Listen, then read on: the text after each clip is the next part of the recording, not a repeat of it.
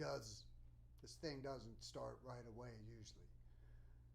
So what's it been, like 5 seconds? What's up, everybody? It's me. I'm back, Shannon Larkin, live SpiritStream, a music show. That's what it is, people. It's a music show, and I'm me alone hosting. I got this camera and a remote in my hand that I can go over and show cool stuff like this. The new Godsmack record is out, people, live at Mohegan Sun. It was Tony Rombola and my final show with the band. It's a very emotional show. It's in stores now and online and in all your public outlets. So if you want to be rad, you can check it out. It's a good record. It's a great live record. I think if you like classic live records, it's got that in the arena sound, man. Surrounds you, makes you feel like you're in the arena. It's cool. I love it. Drums sound really good if you're a drummer. Drums are kicking. Scott the Chuck is the name of Godsmack's sound man, and he is a wizard, I must say. A wizard. So today I'm not actually alone. I have my buddy Craig, who's helps fill in so although I can't see who's watching, he's watching, and we'll be able to write on a piece of paper that he has legibly. If somebody has a question for me or wants to say, hi Shannon, what's up, how you doing? And yeah, he can help me out today. It's pretty cool. So how's it sound, Craig, by the way? I got my microphone. Sounding good, yeah? I'm even going to try to play some music today. However, I'm just going to play right off my iPad. And so we did a little test earlier, and it sounds like you're playing music off an iPad. But unlike when I play it on the big sound system last time, it was out of phase. I still don't have the microphone thing settled. So this little microphone picks it up pretty good. You can at least hear what I'm listening to. So, as usual, the stories will flow, and we'll start out with some music news. And I like to use Blabbermouth. I've been using. They seem to have all kind of, from the heaviest music to, the most commercial music. What else they got? Metal Net, Craig? What? Metal Injection. Metal Injection is one. That's metal. Metal Net, Metal Injection. Anyway, Blabbermouth's a good one. Yeah. So we go on to Blabbermouth here, blabbermouth.net. You got your headline news. Anthrax releases It's Time for the Kids single. It's a good song. And that's funny. It's not funny. I mean, it's awesome. But it's funny that they say it's for the kids. Because now that I'm old, 59, just turned the first show, 4 shows ago. It's the 4th show, people. Jeez, it's been a month. Just for the music show. Other shows are coming, I promise. Just like I promised I'd put Spirit Wheel out by myself with no labels, no manager, no promotion. Guess what? It's out there. And today, my buddy Craig put a link, finally, hooked the link up. So when you go to Shannon Larkin's Inside Skinny Productions YouTube channel, guess what now? At the top, you see a link. I said, your buddy did it. My buddy, he's going, I did it. I said that. No, mate, your shirt. Show them what they can get. Yeah, oh shit, yeah. Look what you can get. Look at this. I'm not trying to take props, homie. Yeah, listen, now he's getting defensive on my show. So, look at this. Spirit Wheel. Yo. Wait, can you see that? Look at the, I must say, though, that I asked specifically for this shirt to be released in mustard, and mustard only. And then I went on to buy it, and of course it was two different kinds of yellow, it appears. Not mustard, by the way. Not mustard, but a really cool logo. I'll have to get with the singer Shane of the band Spirit Wheel, whose friend made this logo for us. And I just really loved it. When I first saw it, and I was like, man, it's got that 70s vibe to me, and kind of like our music I feel has. Yeah. I've tripped off a couple times and tried to play y'all music in the first couple shows that I listened back. You can't even hear it. It sounded like a bunch of aliens. Meep, norp. And so like y'all were probably like, because I sit there and say, it doesn't sound like anybody else, right? Spirit Wheel, it just doesn't. It has its own thing. And then you heard it, and with the mics being perfectly out of phase and my hearing aids grabbing the Bluetooth signals and frequencies canceling one another out, suddenly you hear, oh no, beep, north,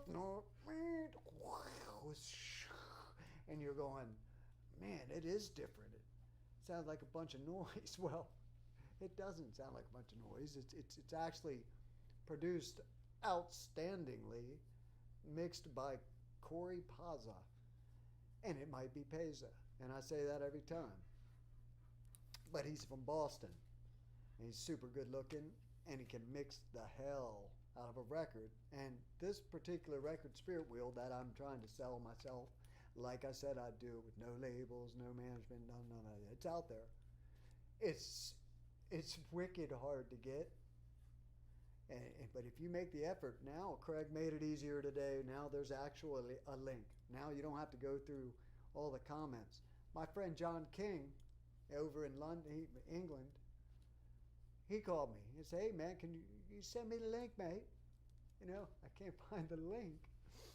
I'm like, yeah, I told you I was going to make it hard to get it. But anyway, he found it. Hi, John, if you can see me over there. Love you, and thank you for buying the Spirit Wheel. Like some of my friends just want to buy it just to support the kid, breaking out of the machine, trying to sell my own record. By the way, it's 5 songs for $6, which I feel is a great deal. And it features Terry Carter from the legendary thrash band Wrathchild America, of which I was a part of back in the 80s, early 80s. Speaking of Anthrax, that's, I've got stories where Anthrax, they were just coming up then.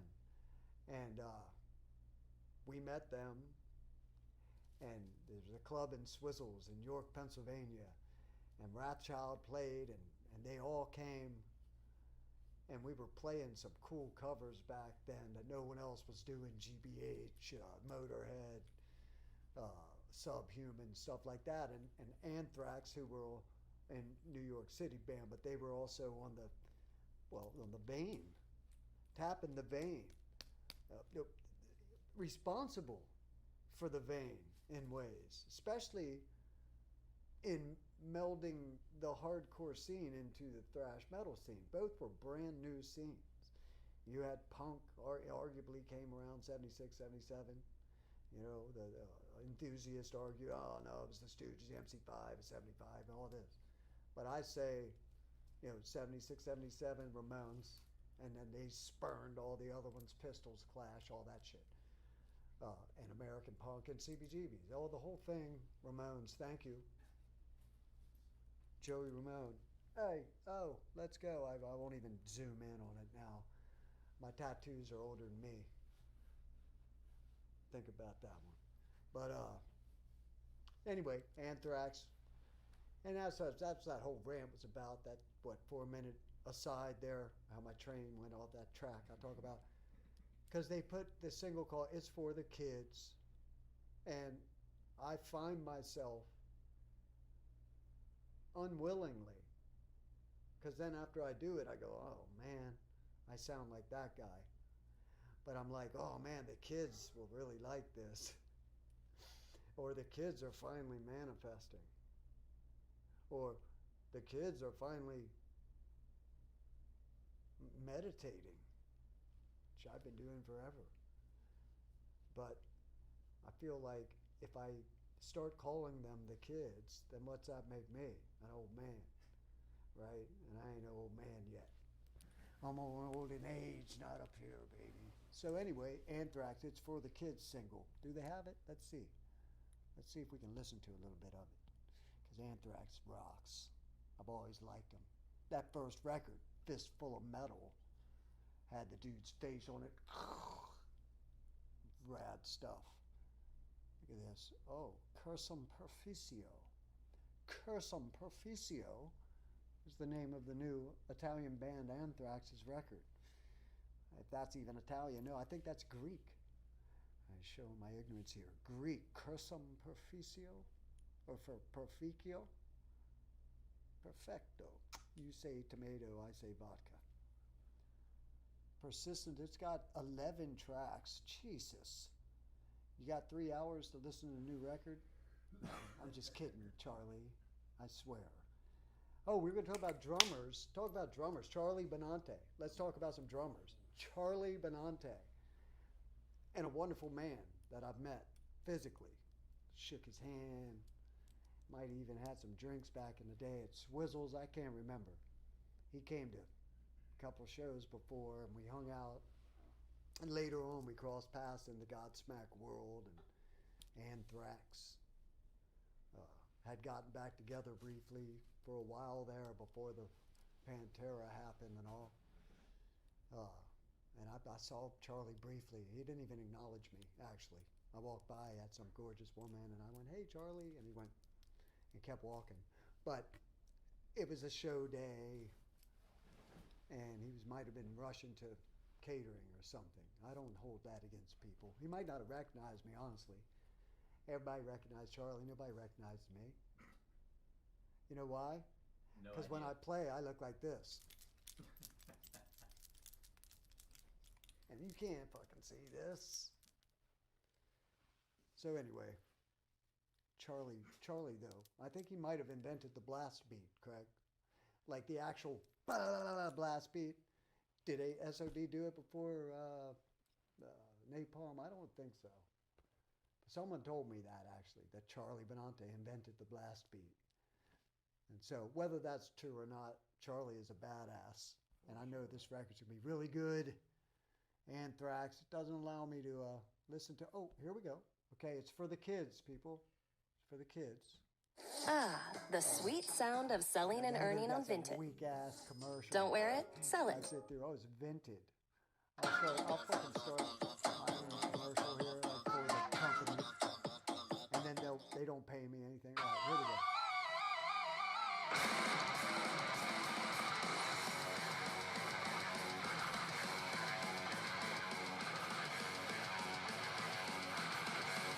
Oh, they're backflashing.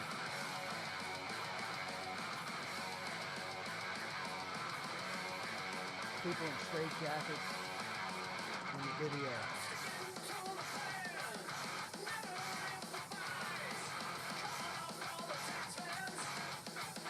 That's classic. Can you hear it at all? You don't know.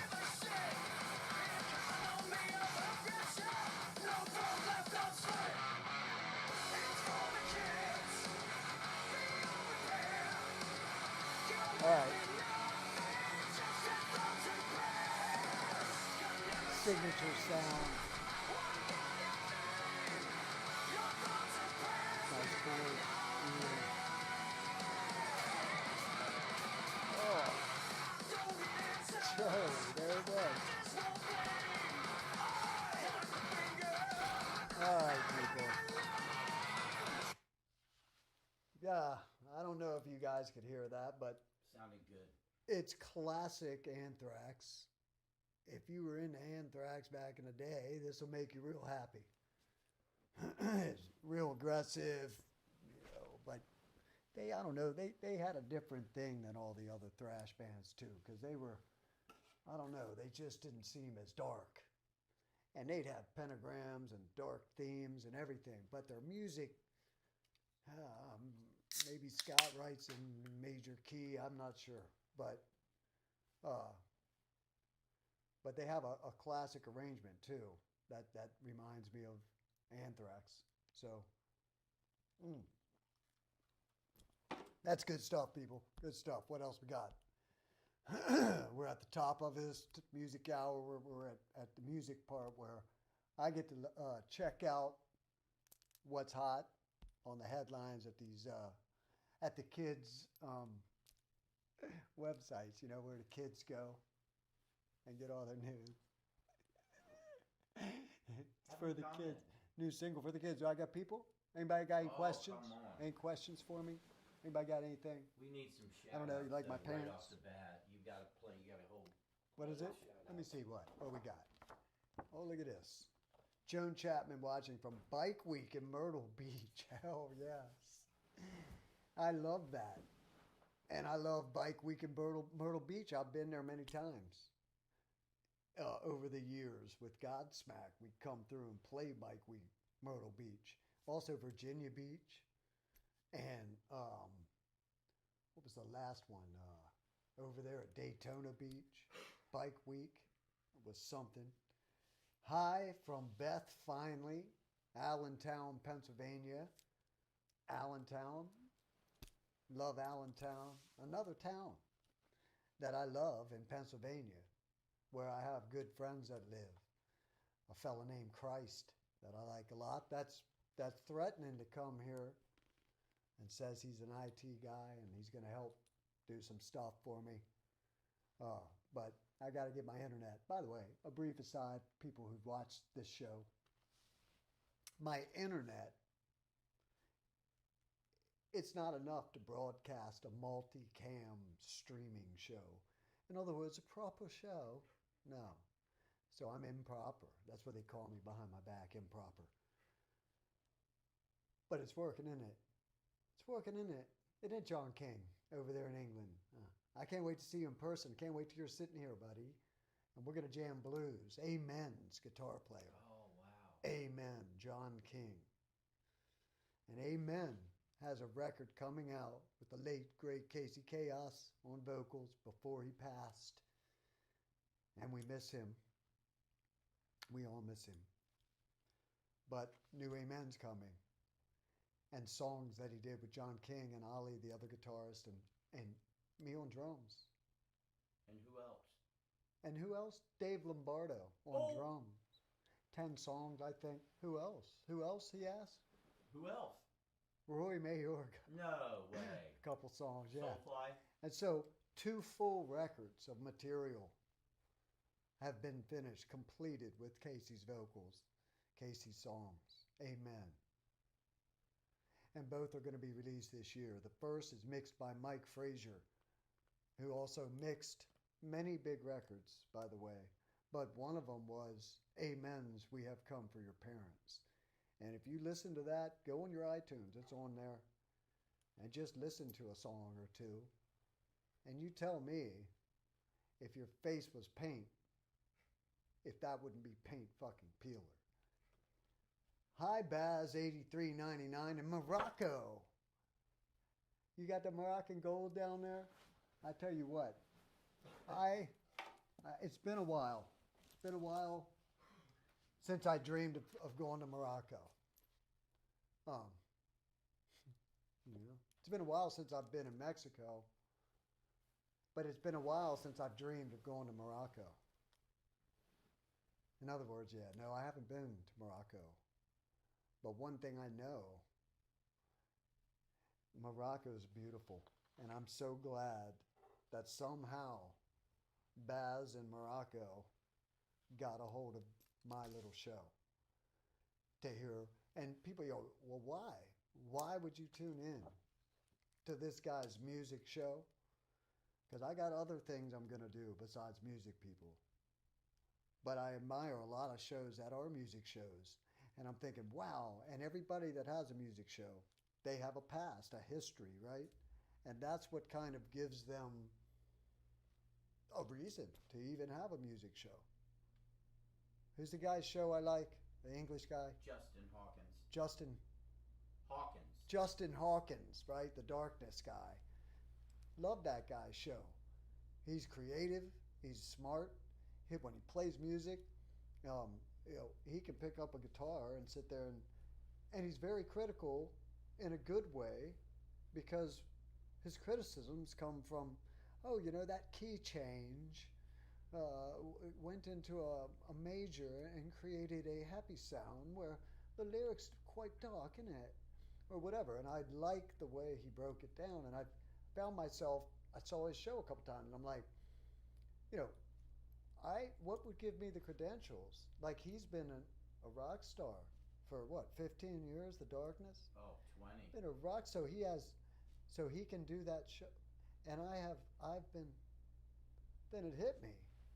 I kind of got the credentials. I could do a music show. He's been a rock star for 15, 20, 25 years maybe. You got what 40. That gives you people, by the way, it's simply stories, experience, right? And so not only in the backstage part of it, but being able to be critical of music in general and other bands.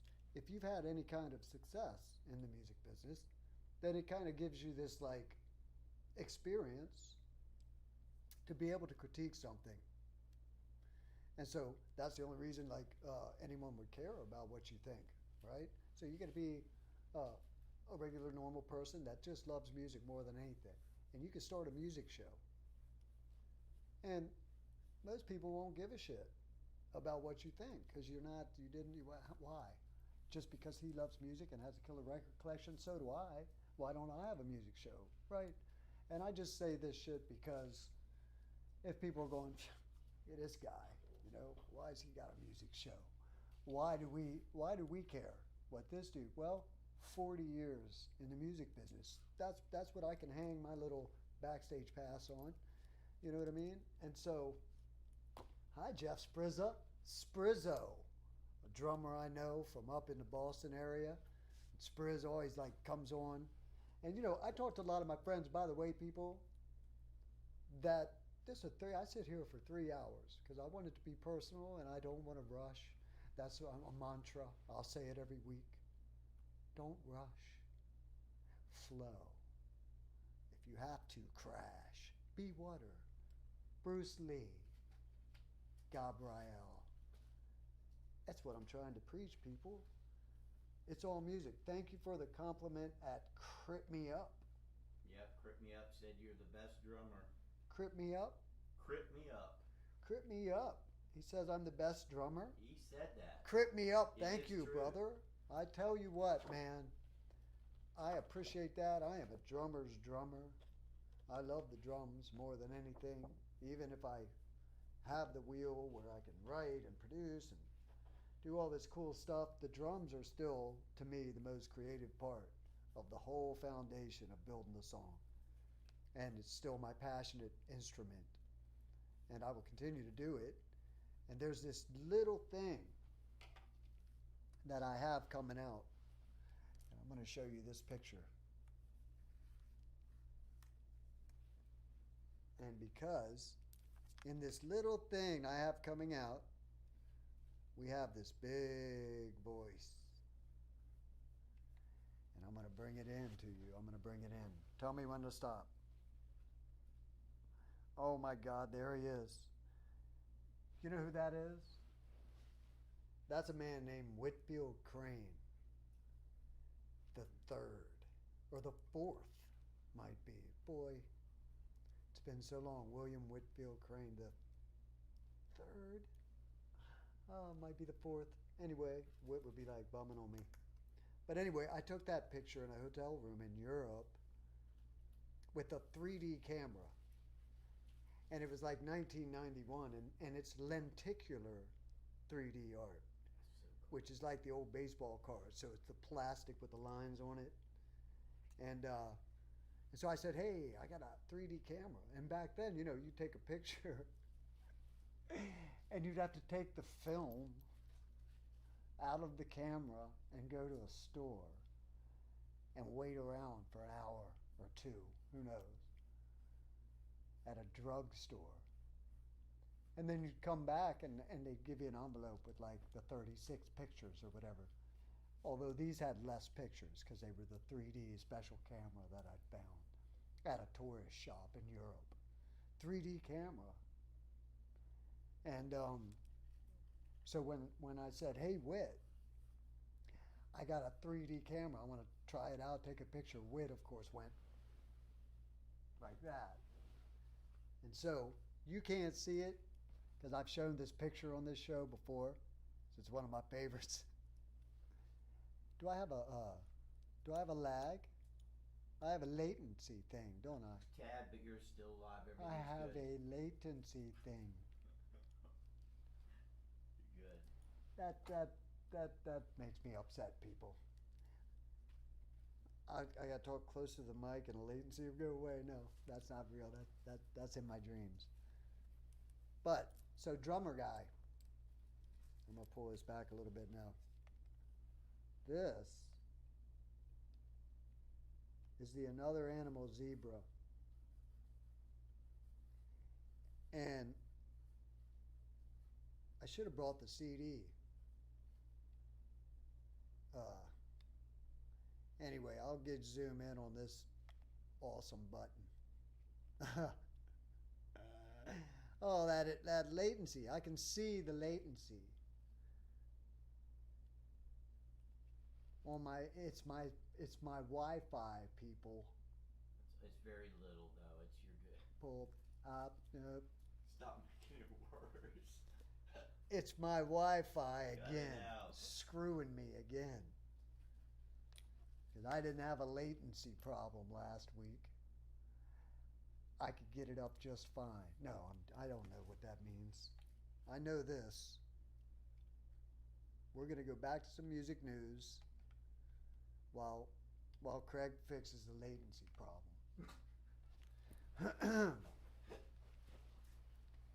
He's going to go outside. Do magic. Do a And he's dance. going to adjust my Starlink dish on my roof. All right, what do we got? All right, I like this dude, Ben. Ben is a friend of mine. I not that we, call and have barbecues and shit, but when I see Ben from Breaking Benjamin, I call him Ben. I always go, Ben, and he's all, what's up, dude? And we hang out and talk, and he makes me laugh, and he's real smart and funny, and super big, by the way. He's like, I don't know, 6'4" or some shit. He's a big dude. So, I know, I'm trying to quit smoking cigarettes. Explain why, oh my gosh, he refuses to fly. That's right. He says he will take a boat to the band's European tour. I remember he didn't fly. I'm actually curious. In an interview with Jesse Lee, he talks about Europe, heading to Europe. He's got to take a boat, so he has to leave a week early. He's got a boat. That's old school. Long drawn out as the ship is, as boring as it is, every time I'm like, oh man. I just think about flying. I'm like, okay, I'm good actually with the water. See, I'm terrified of the big waves. I'm terrified. For whatever reason, Ben, flying just doesn't scare me. But the thought of the mighty wrath of those ocean storms when you're crossing the Atlantic, 50 building size waves. You've seen that footage? I don't know. To me, I'll take the sky. But I get it, and I know people that are afraid to fly. What's he say?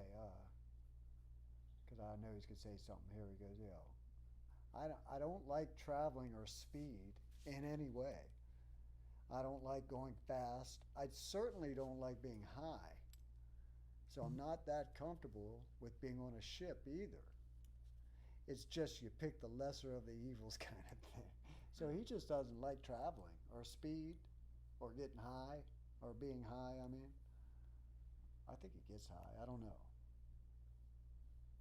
They're all going to fly home, blah, blah, blah. Yeah, that's Brad, though, you know.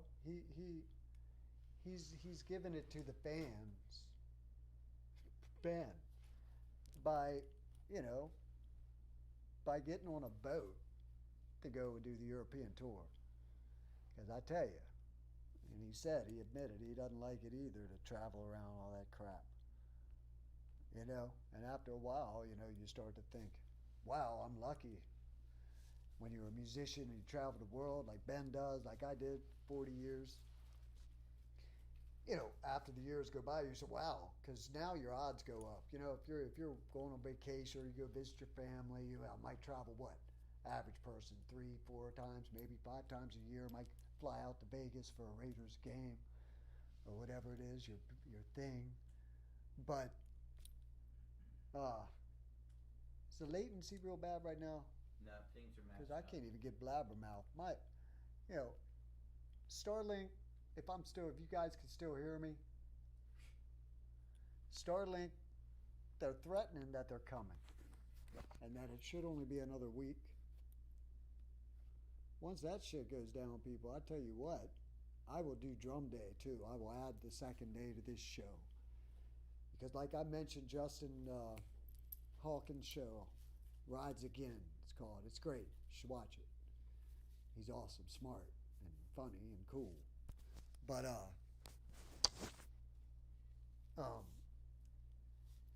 his isn't live, people. And so if he says, yes, you know, when Eddie Van Halen played this, there's a picture pops up of Eddie Van Halen, right? Although I could do that live if I ever get Starlink internet, but I could pop some pictures up for y'all. But I prefer, like if I say, you know, New Godsmack, then I just go vert, vert, vert. And there you get Whitfield Crane and the New Godsmack record. But see how I did that? I just did it myself, man. And so what I got some. I was gonna say, Craig. Like I don't need an assistant to do cameras and shit or makeup. You got this, homie. What I need is to tell me if I'm malfunctioning in any technical way. Firstly, that's the main thing, dude. Echo. There's an echo or whatever it is. Then I go, and I can't really do anything to fix it for y'all, but I can tell you, well, it's fucking up now. Sorry, and I'm gonna get this next week. But it's true.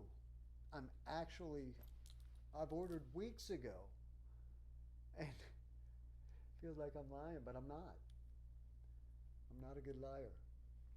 But so you know, there's a satellite dish from Starlink. It's a company, right? Elon Musk, smart dude. So he figures out that all of our internet comes from space. Literally breaks through 1.5 miles. So our satellites, because they free float in space, and they have little propulsion engines that can keep them in their area, you know, up there in space. There's no wind or anything, gravity, nothing. So these satellites are floating up there, and so then they shoot their signal down that gets to our dish, our satellite dish, whether it's, you know, whatever company that you use. I had DTV for the longest time. And then, you know, so, but for internet, you know, you can go ground wires, you know, or then you get the satellite dish. What was that one called? I shouldn't give them any props because they sucked, especially out here anyway. CenturyLink or whatever it was. And then, you know, and I go up there on the roof. I put these dishes up. You can do it yourself. And so Starlink, I had heard that Elon Musk had this idea. Instead of the satellites in space shooting the signal down to all our dishes through 1.5 miles of debris. It's our atmosphere debris. Like when the ships come back in from space, they're all through fire, and they're coming through this 1.5 mile area of turbulence. And so all those signals coming from those satellites have to shoot before they're brilliant signal even gets to our dish, and then to our phones and cameras and fucking iPads and all the stuff, it has to fight its way through 1.5 miles of that stuff. So it's already weakened drastically by the time it hits Earth. So Musk went like only a billionaire could do. Who owns the space? Because aerospace is governed by the countries that like own the space. So like if we're over there in a useless, senseless war with whoever, then the country, if we want to attack this useless country in a useless war, then we'd have to fly over another country, and we have to get their permission because they own the airspace above their land. And so Musk was all, who owns like the space that's too high for planes? So there's a space where oxygen goes away before you hit the atmosphere barrier, ozone layer, I believe it's called, if my high school education, well, mostly high school education serves me correctly. He was like, what if that's free space and I make a satellite solar? So a drone. And it would only cost $1 billion. Right? He's got like 300 of them. And so he's like, and he was in LA at his apartment. Because he's a billionaire, but he doesn't own a big mansion or anything. So he's in his boxy room. It's white. And all the furniture's white. And he walks around in black clothes, thinking of stuff. Anyway, I made that up. Not really. I must have seen a picture. But anyway, he came with that idea and said, and the reason we put our satellites up there is because they can float in space without feeding an engine to keep them afloat or whatever.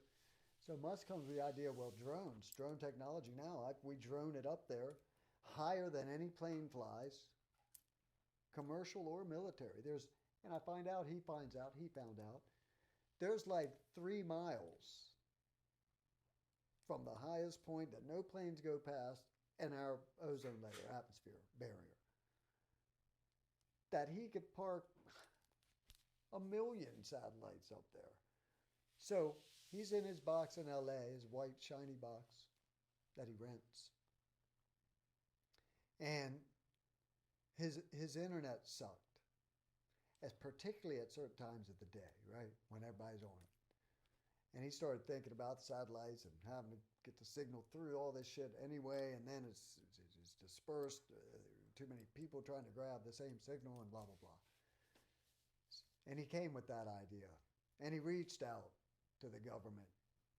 And he found out that there was 3 miles of, and I hope I'm not wrong on that, it's either 2 or 3 miles of space up there, air, that he could float whatever he wants up there. I mean, satellite-wise. With the government's consent and approval, I'm sure. So, Musk does that. And he spends $1 billion, and he puts a dish up, or a satellite up there above LA, and he gets immediate internet service from his satellite that he's put there. So he tells his friends, for free, just here, this satellite I put up for your internet. And all his LA friends, fastest internet they'd ever had. Well, the signal, it's coming from such a more direct source. So the problem is the size. to put the drone up and float it and have it run. It has to be going constantly, and it's solar powered, which that's a good part. Up there, it's always sun, so it's always powered. But so that's where the link part comes in. Can't have a giant satellite station up there in space, so he has to make smaller satellite drone, and they link together literally. And the more of them that people, and so how do you keep getting the $1 billion and putting more Starlinks up there? Well, he went public with it. Investors came and said, and so next thing you know, I found out about it and signed up here in the state of Florida a year in advance. And you had to pay $100. It was $100 to be on the queue, on the list of the first when it makes it to Florida. Now, at this time, it had come out in California. It was the first state. And then all the people that got it and investors, all of a sudden, that were getting like literally lightning fast internet. And then, boom, as the money gets spent, the satellites get built, and they put them up and link them. Hence Starlink. And so my beautiful daughter, Jessamine, was visiting me. This was last year, perhaps the year before. And we do this thing. I have a long driveway, 200-foot driveway or whatever. And so at night, it's kind of hairy to back out of there. And she had a charger. She got a new car. Anyway, so she'd say, "Hey, Dad," and I'd say, "Okay." We'd go out. It was kind of at the end of a visit thing. I'd go out and back her down out the driveway, and then we'd do the Chinese fire drill. And she, and I'd give her a hug and go back inside. So she gets in the passenger seat of the blue Charger, and I get drive it. I back her out. I'm old school. I'm like, I'm backing her out like this shit. We get out. She gets out the passenger side. I get out the driver's side. She comes around. As she's walking around, I'm going to get a hug and go back inside. She's going to go home, right? She looks up and said, "Dad, what's that? What is that?"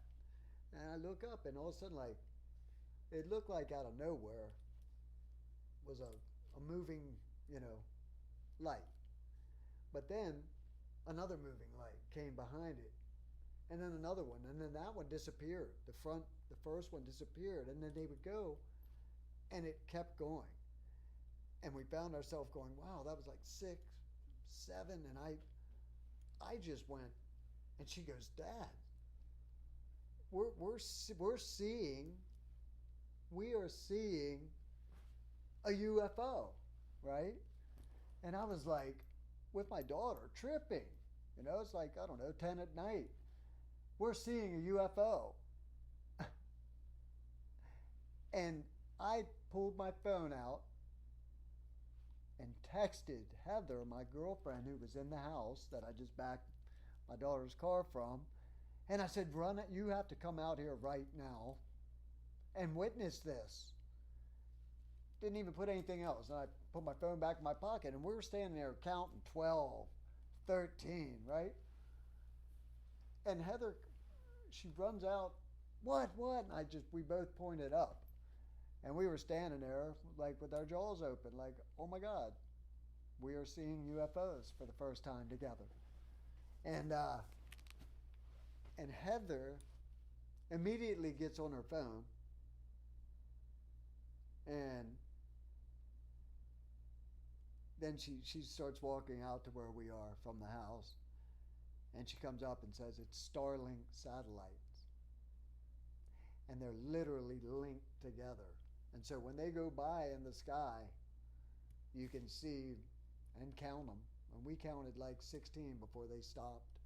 And I was told when we first got Starlink, I've been told to speak up, so I hope my hearing aids didn't somehow grab the signal again. Anyway, so we were told when we did get Starlink, after we paid the $100, waited a whole year, and then it came, and it wasn't that rad. It was still a lot better than what we had in North Fort Myers area, which is the sticks of where I live in Florida. So the internet's famously bad here, especially when I moved in 10 years ago. And all the neighbors said, yeah, our internet sucks, and that's that. So, that's why hence signing up the year and all that. So when we got it and it wasn't that great, it went up like 30 Mbps or something, whatever, how they measure it. And so it was enough that it helped. But I called and said, yeah, this isn't, I was trying to run a Pro Tools and it wasn't enough. I couldn't get enough. And even in the main house. So, and they said, because as the more people in Florida that get Starlink, the more satellites go up, these billion-dollar drone satellites. And so, like I said, I think it was last year, and we counted like literally 16 of them. So, and the internet has gotten remarkably better in the house. Come out to the studio here where I need to do this show and the drum thing, Well, I could hire Craig to come and load my drums in every Saturday into the house and put the cameras in there, play in my living room. It's like a 50-piece drum set, maybe, I don't know. But anyway, shit. That's what's happening, y'all. And it's because all of a sudden everybody wants Starlink. So, you know what I could do? I'm going to check right here. Let me go into director's mode. If I can come over here. Check my sound out. Oh, it says right on here. Poor network detected. Hey, check. Yeah, latency. I don't really know what to do about it at this point. It's good. I will keep talking, though. Tell some stories, probably. So anyway, Breaking Benjamin, he just doesn't like to travel, period. So he'll go ahead and take a boat. All right. Drowning Pools, C.J. Pierce blames logistical issues and red tape, they put it in a quote in the headline in the news here, for cancellation of South American tour. Those dudes are rad, and they are friends of mine too, by the way. Mike, CJ, shit. I know that whole band, and I love them. But the logistical issues and red tape meant they found out they'd lose $30K on the tour or whatever, and they'd have to come out of their pocket. I've had some logistical issues in South America too with my old band Godsmack. No, I'm just kidding. Inside Skinny, no. What is this? Ocean Sleeper. Well, I've never heard of them. Come on. That's a good name. Ocean Sleeper. What do they look like? Signs new global recording deal with Rise Records. BMG, Godsmack's old label, we made one record with. Or no, we made two records with. Two damn good records. Ocean Sleeper, let's see. Sign a new global deal with Rise, BMG. The new single, Break the Cycle. They're trying to break the cycle. Yeah, let's see. They play with Parkway Drive, Polaris, Point North, Make Them Suffer, Thornhill. These are all the modern heavy scene. Screamo. This is the modern heavy scene that I don't know about yet. I haven't been exposed to a lot of these bands, these newer bands like that, because of being in the band Godsmack that I was in. The Make Record Tour cycles, Make Record Tour and it becomes your life, and you become in this bubble of writing and recording and playing your music, and you almost don't even want to be influenced or hear other modern heavy bands because you're on your own trip and trying to be original and busy as fuck. So, let's hear one. Let's see if they got them. Oh, okay, Ocean Sleeper. If they play with those bands, they're probably like that. They're very proud, they say.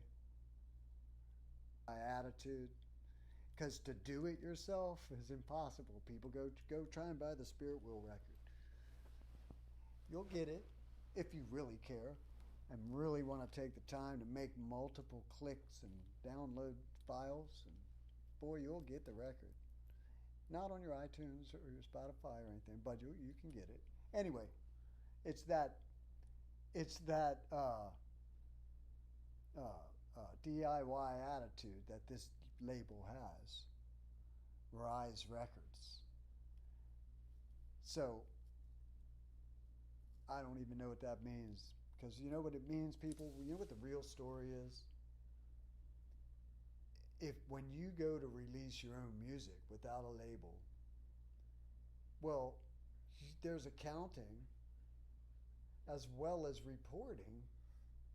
So if I release a song, Gabriel, by Spirit Wheel, with no label, manager to tell me anything, I go, whenever I want to release it, I made a deal with Joe Wright at Wright Rock, which is a sportswear place that sells rock music and memorabilia and stuff. They're not a record store. It's not iTunes or something. It's a store where Joe, he moves records and stuff, like records that are already made, Kicks records, and he sells stuff, shirts, great merch maker and all that. But it's not a place where you want to sell downloaded music without a label. I don't know if there is a place. I guess what, DistroKid. I know there's independent places, and my buddy Lucky McKee, he actually was is a fine director, making the brilliant movie The Woman, and as well as several other great films. Lucky McKee. And wrote some books. Lucky's a very, very talented guy. And now, him and his great wife have a band. And I went and purchased their records. They have a few releases.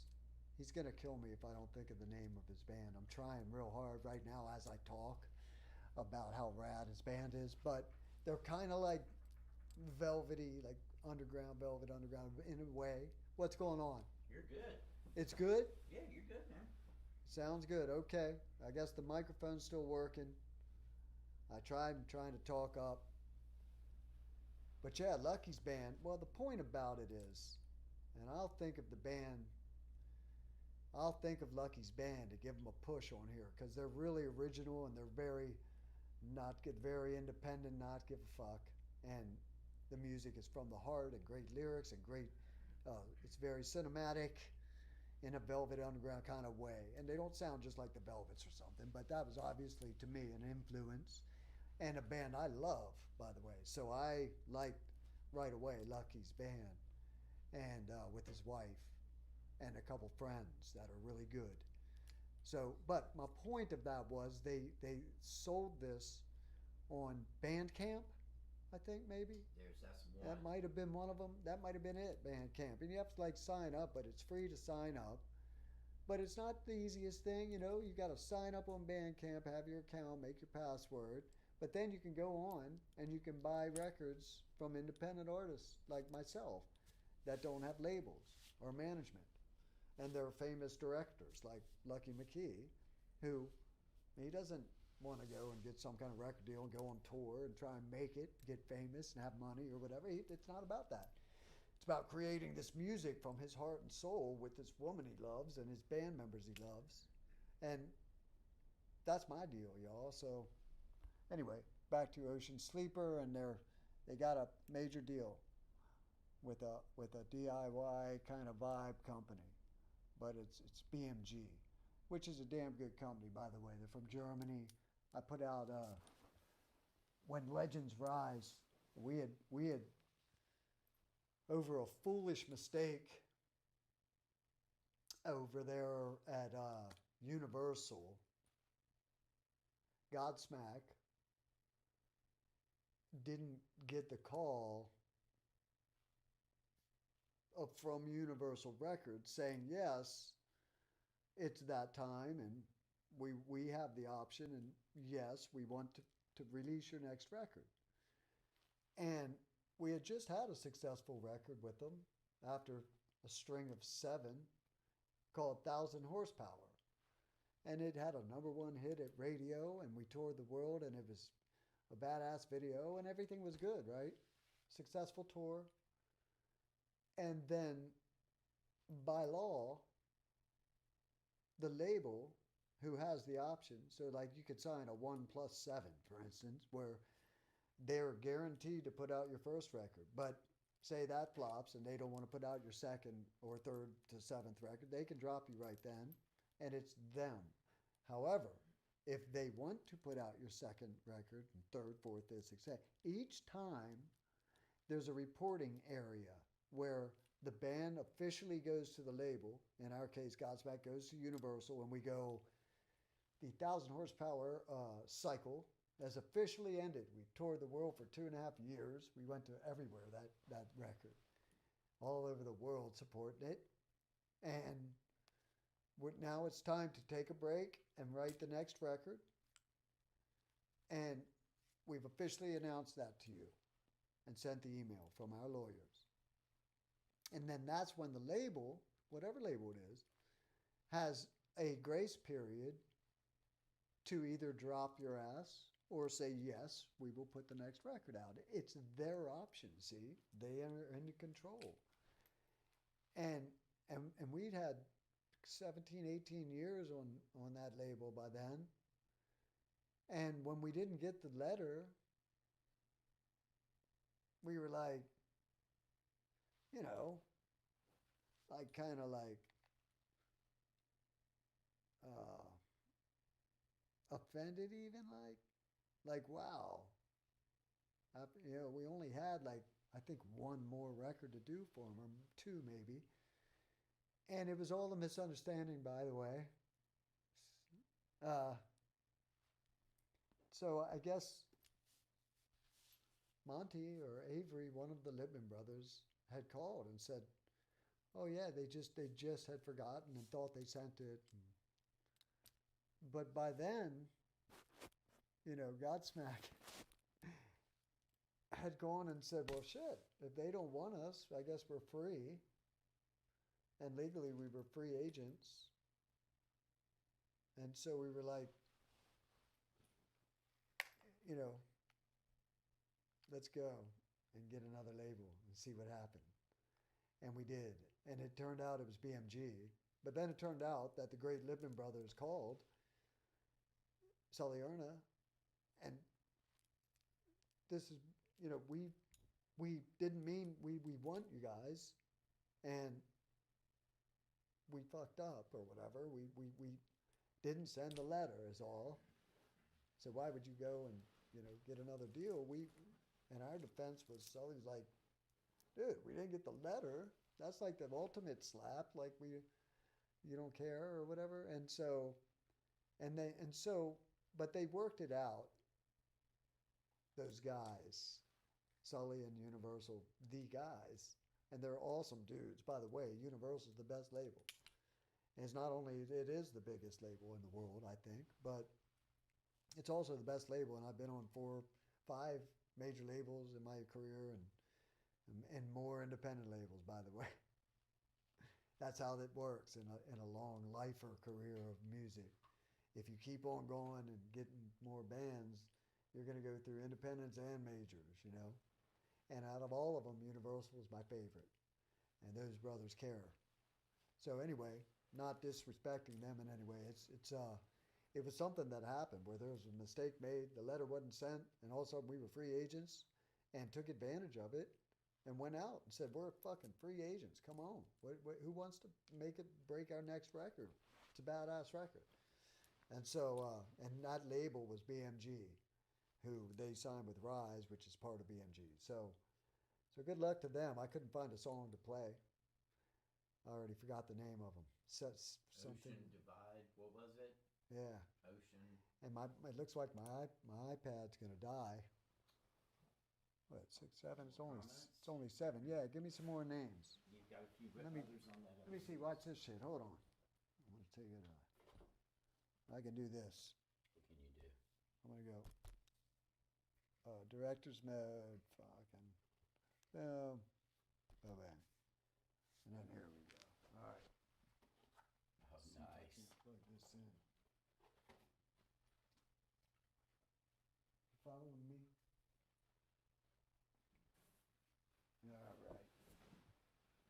All right, I got some questions.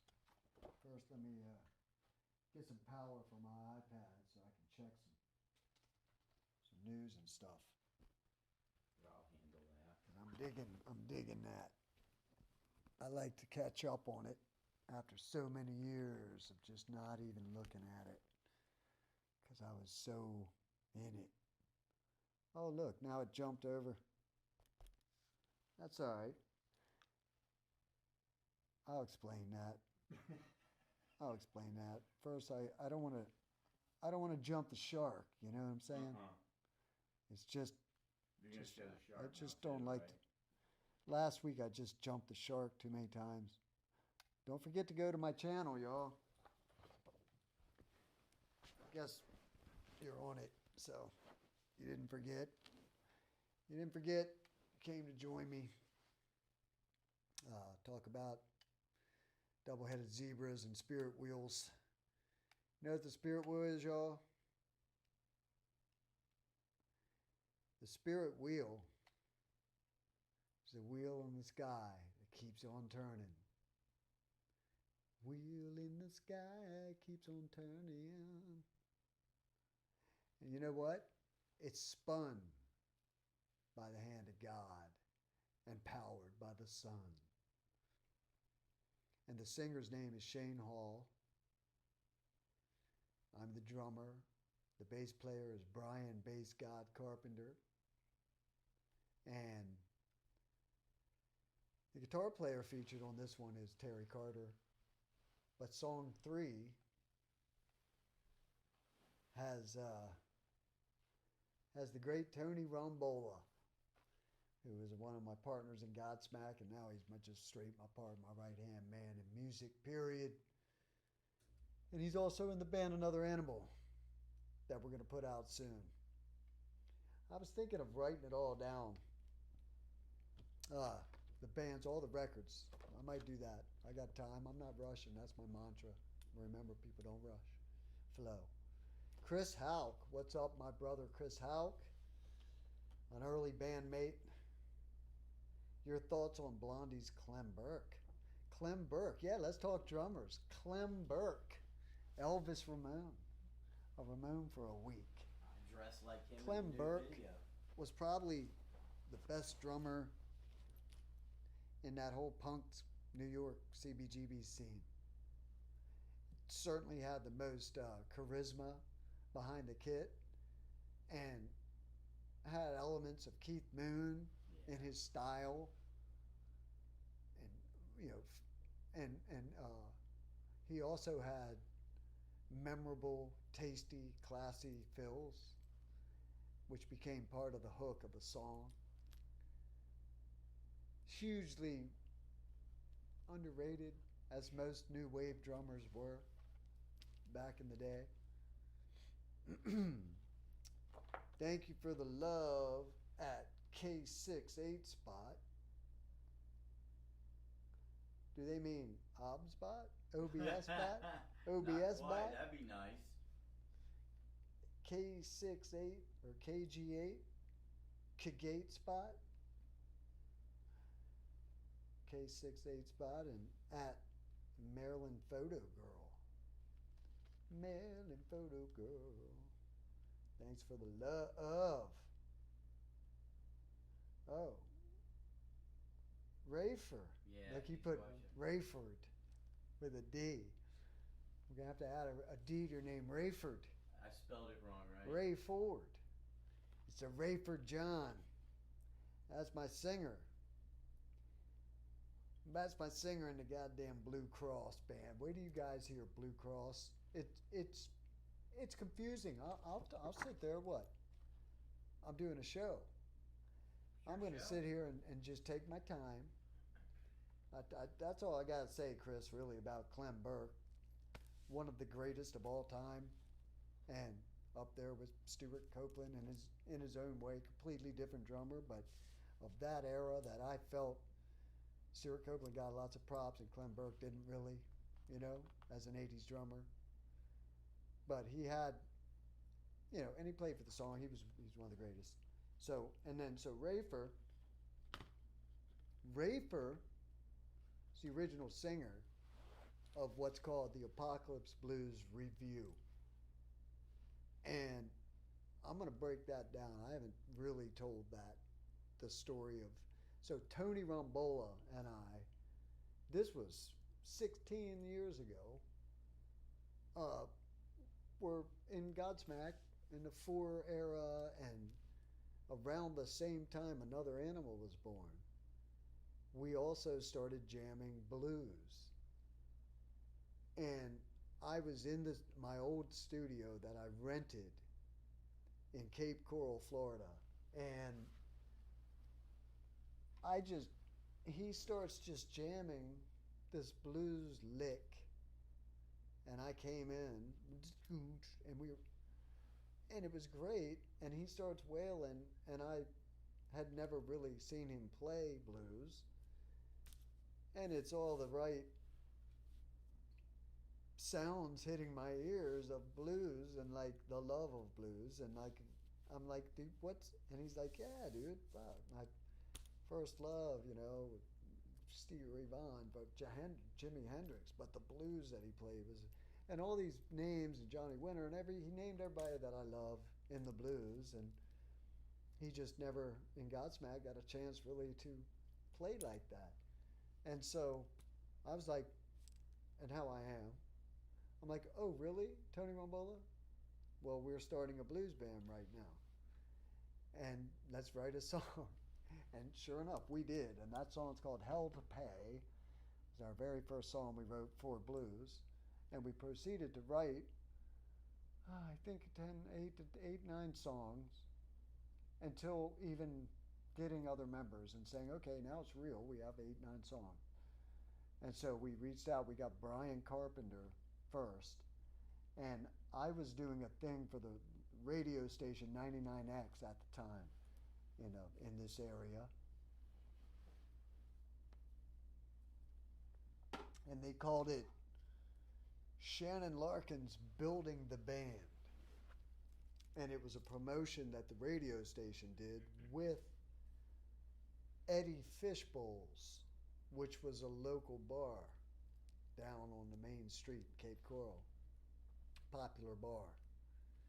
Little bar. And everybody loved Eddie Fishbowl, rest in peace. But, and so Eddie Fishbowl had hooked up with 99X, and they approached me, who was the new rock star in town. And like everybody said, oh, it's a small town, Everybody's like Ricky Blackmore, what's his name? Ricky Medlock is the rock star. You'll see him around town. People tell me, and I'm like, oh, really? That's cool. And I did see him around town, because I'll get back to my story, because I saw him and everybody said he's got a yellow Lamborghini, And one time I saw that yellow Lamborghini, and by God, I saw him in there. And you can't miss, he's a very distinct looking gentleman. Anyway, I was like, oh, there he is, the other rock star. You know who else lived here, by the way, for a while? Way bigger. Cliff Williams. Yeah. Over here. And Brian, the singer, AC/DC. For those who don't know, you're watching the wrong show. If you don't know the name Cliff Williams, yeah. Anyway, Brian Johnson lives over across the state too. They like Florida. But Cliff actually moved from here, moved up, I heard, up to Clearwater or somewhere, and bought a big horse farm or something spread up there. Anyway, now what was I talking about, Craig? I went off my train. See, I usually don't have anybody to set me back on the train. Craig, here I can. No, but I'm following along with you, which is bad. Ah, The blind see, leading he the wasn't blind following over along here. there. Yeah, so I'm alone with my train of thought. So I'll go circular on that shit. But anyway, so Rafer, so the Blue Cross train. That's where I was. There we go. I was on the Back. Blue. See, We're back. see how it happens. Some punk kid puts a fucking quarter on the track. And there it is, my train. It just skips right off for a second though. Back on. And takes a detour because the story there's another path. There's another track. But then I want to jump back on, so I have to go back tomorrow and stream on Facebook. I forgot to finish that story, which I've had to do a couple times. So anyway, the Rafer, the whole Blue Cross story. So once I had Brian, then I met Rafer John at a biker bar. And we both are Harley Davidson. Well, he actually has a Triumph. Had several Indians. He's graduated to the Triumph now. It's a gorgeous bike. What a bike. But I really loved his Indians too, a couple Indians he had. But anyway, we started riding Harleys together. And I don't know, man, I went over to his house one night, and he's Italian. He made a hell of a dinner for us. And he picks up his acoustic guitar and starts singing me a song that he had. And I really liked the tone of his voice. And it reminded me of Jim Morrison, who I adore. So get that one, adore. Adores. Right? Anyway, I really love Jim Morrison. And Rafer doesn't sound or try and sing like Jim. But his inflection is very, very close. And my whole thing was, look, blues, and the crossroads, let's keep it evil. And so the first songs we wrote, Hell to Pay, and then we Evil Is As Evil Does was another one. My goodness, every song pretty much. Devil Plays a Strat was another one. Devil in Me was another one on that record. So we kept it really evil. The Apocalypse Blues Review, we called it. And so that's when I told Ray when he first joined the band, I'm like, look, I got some lyrics, but you write lyrics. He wrote Devil Strat. So he would come to me with lyrics that had hell or the devil or the crossroads in it. So the initial idea was to keep it as traditional blues as possible. Just the four of us, Rombola, me, Brian Carpenter, and Rafer John on vocals, and some acoustic. He's a badass acoustic player. He's a solo artist too. Got a Steel and Wood thing. Rafer is the man. But so anyway, I went to rehab. I did the only time. It was 10 years ago, and the band Blue Cross had been together for 6 years already, had 20, 25 originals. We would play 10, 12 shows a year when in between Godsmack tours, when Tony and I were like trying to shake off the rock star shit and be like, let's go and play this club, blues club, literally across the state. We go up play at in Tampa, and we played blues clubs. No one knew who we were, and start trying to spread it like that for fun, but all originals, by the way. We'd do Red House sometimes, throw some blues in there, but all our blues originals and traditional style. And so next thing you know, a good friend of mine named Zito, he used to have a show here on 90, one of the K-Rocks or whatever, Beasley shit. Anyway, 93. Yeah, he was Zito and Garrett. And I used to go on that show. And one of the first people I met, I told you all about him on a previous show, my show. But anyway, Zito and I are friends. And but he's also, he was DJ and all this. So at the time, I think it was 99X at the time, but he was in charge of getting the entertainment for the radio station festival, which was a big festival, 10,000 strong. Disturbed was his headliner that year, as well as Chevy Metal played. My buddy Taylor's old band. Rest in peace, my friend Taylor. But my buddy, my new buddy, we would have been deep as thieves in 10 years. Oh man, but so all these killer bands, and then the first band on the day cancels at the last minute, and there was like 10 days to the show, and he's got to get an opening band. So he had said to the promoter, do you mind if I just try and get a local band to do it that has maybe some pull? And the promoter agreed, okay. So Zito calls me and says, Blue Cross, man. Because, it's blues, but we rock. It's like, it's blues, rock. Right? Awesome. We want to be traditional blues, but we rock. We can't help ourselves. So it's rock. It's like Stevie Ray rocked. That rock. It's blues rock. But so he's like, you guys rock. You can do it, right? And I said, yeah, dude. Let me ask Rafer and Tony and Brian, but I'm sure we'd love to play your festival with Disturbed and all these metal bands, right? We thought it'd be fun. First band on the day at 12:30 in the afternoon. That's the band, by the way, when you go to the festival, that they're on the stage, literally seeing all the people coming in, running to the stage. No one's in front of the stage yet. That's your 12:30 slot at 99X Fest. Anyway, but we were like, hell yeah, it'll be fun. So he says to me, well, you need a song, though. That's the only thing. Can you guys, we got 10 days, if you can do it, so where I have a week to play a song at least on the radio, as well as he's playing all the bands that are on the festival. So he's like, we've just added Blue Cross, Shannon and Tony from Godsmack's side project, and here's a song. So we picked our heaviest song that we had for this metal rock festival, active rock station festival, called The Devil in Me. And it was a heavy-ass Rombola riff that sounded like could be on a Black Sabbath record. And do you know that Black Sabbath famously called themselves blues? Heavy blues, they called themselves in the beginning. Because they really had the term heavy metal wasn't out yet. Think of that one. Black Sabbath called themselves heavy blues. So those kind of heavy-ass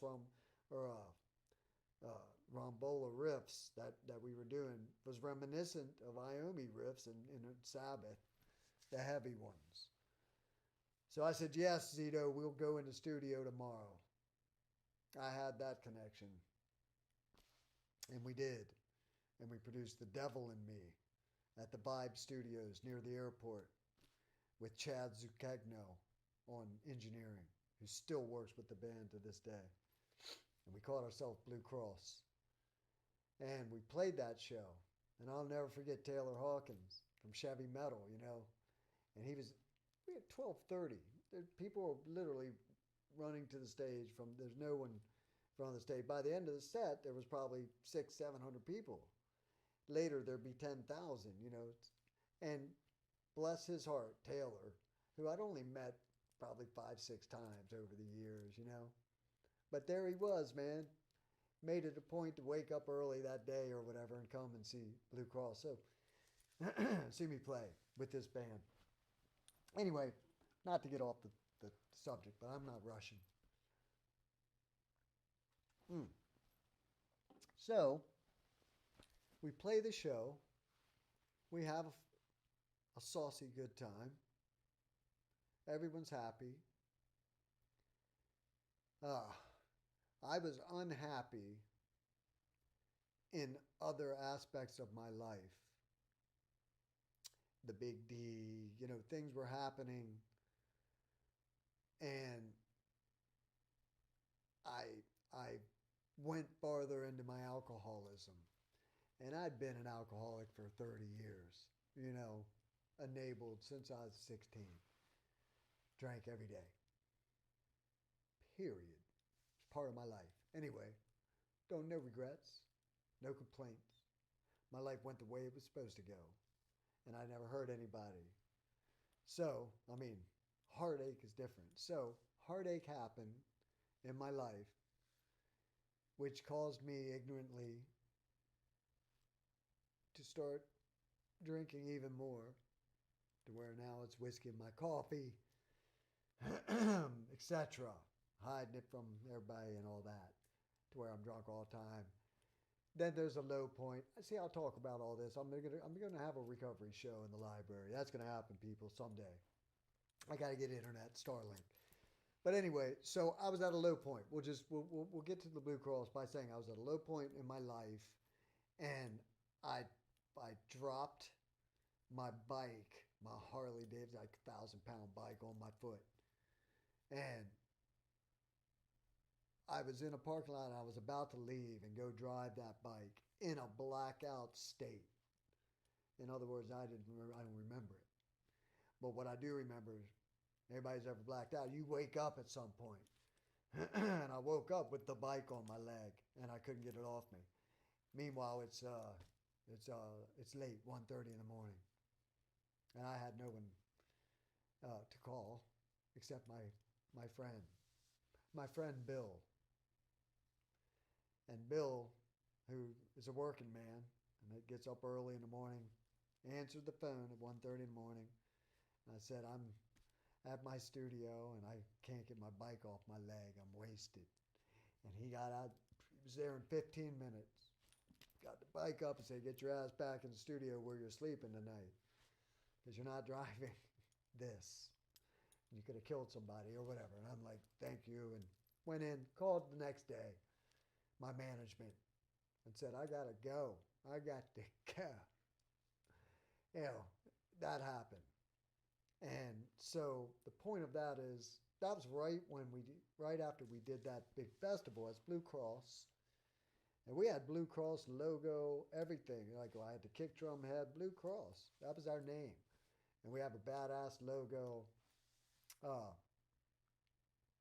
And so I ended up going 2 days later to rehab.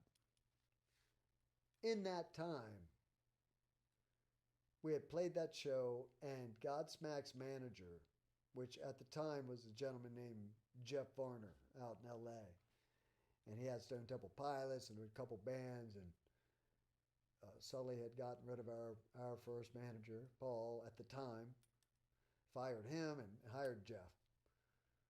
And so Jeff was also then would work with me with the Blue Cross project, and like if I needed, I don't know, any help, Jeff would help me.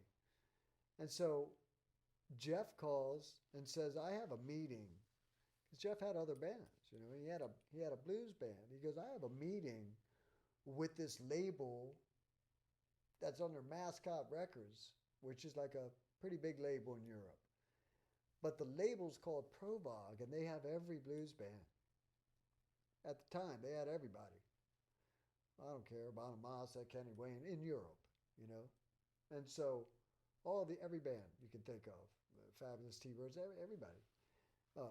Taj Mahal, everybody's on. So he's like, I'm trying to pitch this blues band I have. Do you want me to take Blue Cross in there with the one song? And even though it was our heavy song, Devil in Me, which you can hear go on iTunes. I'm not making this up. So we have a record out called The Apocalypse Blues Review, self-titled, right? And the song Devil in Me is the song that Jeff Varner took into that meeting. He pitched his blues band and then said, by the way, I have this other band from the two guys in Godsmack and their friends. Their two friends make a 4-piece band. It's traditional blues, but you want to hear it. It's heavy heavy blues. And they said, sure. And they, one song, and offered us a deal, right? And we never even were looking for a deal. And that's the God's honest truth, people. You know, we did that to get away, really, from me and Tony and I, to get away from that, the whole business, and just to not be rock stars anyway. But then, lo and behold, a DJ and one show and a manager, and next thing you know, we got a good offer. And they would pay for the record, and we didn't have to put any money up front. And basically, we said we can't really tour to support it. We'll do what we can. We play shows. And we ended up getting Kenny Wayne Shepherd tour, a 2-week tour of the East Coast on that record, the first record, which was fun. And we did that, we had the time with Godsmack. That's the only way we could do that. So, because Godsmack was our priority band, obviously. Provog understood that, said that's cool. And so I think it was like second week of 30 days in the whole rehab, which was a great experience, by the way, and it worked. Rehab works. We'll talk about that. But recovery day, it's coming. But you're allowed phone calls in there, X amount, like 3 calls on a Sunday, 1 day a week. And it's kind of Sunday's like a day off. You don't have to go into the center, and you're at a apartment complex, gated with guards. And I could pace around the pool and talk on my 3 phone calls, because you can talk as long as you want, I think. Or maybe it was an hour limit, but I always had plenty of time. And I'd walk around. I'd have my phone in my pocket, hooked up to my Bluetooth on my hearing aid. And I'd walk around the outdoor pool, and there was all the other alkies and addicts around the pool on our days off. And I'd have a pair of Vic Firth American Classic Rock drumsticks. And as I walked and talked, I would toss sticks as I was walking 20, 30 feet in the air. And I never dropped a stick. I had it so down from just doing it every single day.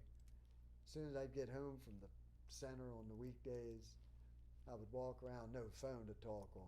But on Sundays, and I was walking around, and Tony's like, yeah, we got a record deal. And I dropped a stick, man. I'm like, what? He's like, yeah, man, if we want it. But Blue Cross is taken. Somebody has the copyright. And I go, aw. And then Tony Rumbola goes, and so, I have a nickname, Apocalypse. Joey Jordison, my brother from Slipknot, another one. Rest in peace, brother. Too damn many. But he named me that. And it stuck. I got it tattooed on that tour. And, I'd come to the party, and he'd always be Joey. Here comes the apocalypse, and everybody go, the apocalypse. So I became Apocalypse in that circle anyway. So Tony knew that and said, how about Apocalypse Blues Band? And I said, okay, but how about Apocalypse Blues Review? And make it like Blues Brothers Review, make some mystery to it rather than just band. And he said, fine. And we got off the phone. I had, like I said, a couple more weeks in there. And I get out and we're the Apocalypse Blues Review and had the record deal, went and made that record. I got an artist in Arizona to do an oil painting that the record label hated, by the way. They were like, yeah, we hate this. Let us do you a great album cover. And I was like, no, man, this dude took months and months to paint this oil like old school. And he took and painted our instruments, and with the bomb going off, the Apocalypse Blues Review, They finally gave in, but they weren't happy. Provog made it known. The ugly album cover. Well, you can look at it. You can tell, like I designed the letters, and it's hard to read, perhaps, right? But look at all the death metal bands. Death metal You blues. you can't read their name. They're cool looking as an image, you know. So anyway, we put that record out, and we're the ABR, and then we after that we sold like 4,000 of them on Provod, and it wasn't enough. And they had just signed us for a 1+1, which means they're guaranteed once you sign the deal, they were guaranteed to put one record out, but they have the one option. And so after the first one, and we called and said, okay, we're done, you know. And they said, yeah, we don't want to pick up the second up. We're letting you go, dropping you. We don't want the second. We don't want the option. And Varner called me, our manager at the time called and said, yeah, they don't want the second option, sorry. And I said, well, will they take a demo? I mean, can we demo our new songs, a couple songs? Like, why would they not take, they already signed us. It's their option to put a second record out. What if they really like the music? And Jeff said, well, I'll call them and ask them. So Jeff called the dude and said, hey, well, Shannon said they have 3 more songs demoed that would be part of the next record if you want to hear them before you make the rash decision to drop their ass. And the dude said, okay, yeah, send them. It wouldn't hurt, I guess. And then, gosh, 2 weeks almost passed. And Varner was like, yeah, just be patient. I mean, they'll definitely respond. They wouldn't just not respond, because we have to, you know, put a fork in it anyway. If they do, they'll probably still let you go, you know. And by George, 2 weeks later, they called and said, yeah, man, we'll do the second record. And they said they did the rounds at the office over there. Mascot's a big label, and there's you know, they have offices with tens of people working there, probably. At least 10. So he said it made the rounds, the 3-song demo made the rounds, and everybody gave it a big thumbs up and said, yeah, we should release it. And so we made the second record, the Apocalypse Blues Review, which is Rafer, Tony, Brian, and myself. Blues. Traditional as we could make it. Well, with the second record, we called it The Shape of Blues to Come, which was, unbeknownst to anyone in the blues world, my homage to Refused, The Shape of Punk to Come, which was a record they put out, this band, The Refused. If you guys haven't heard Refused, go ahead and just get The Shape of Punk to Come. Do yourself a favor. If you like heavy, hard, aggressive, it's punk. But it doesn't have punk production, and it doesn't have, it's punk in attitude. But man, it's modern. This is an old record, by the way. This was 10 years ago at least. And The Refused are back together even. They've gotten back together several times. They broke up shortly after. There's a whole story, because they got huge in their country of Sweden or Switzerland or Norway. It's one of those countries. I think and the guitar player would retire, and they made an excellent movie on the band. And they're that band. They're real. They don't care about, it wasn't about anything but the music and the scene and the band. And then, so anyway, hell of a story. But The Shape of Blues to Come was simply, the idea just was like, pay homage to. And the only people that'll know will be Refused fans, and they'll go, oh, Shape of Blues to Come, Refused. Anyway, so that's why I did that. But the record ended up being another one that we were really, really, really proud of, the 4 of us. And most of those songs, 90% of those songs, there was only like 3 new songs on that whole record.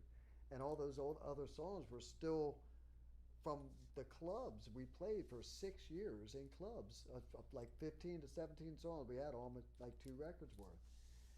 And the new songs we wrote on that record were Open Spaces and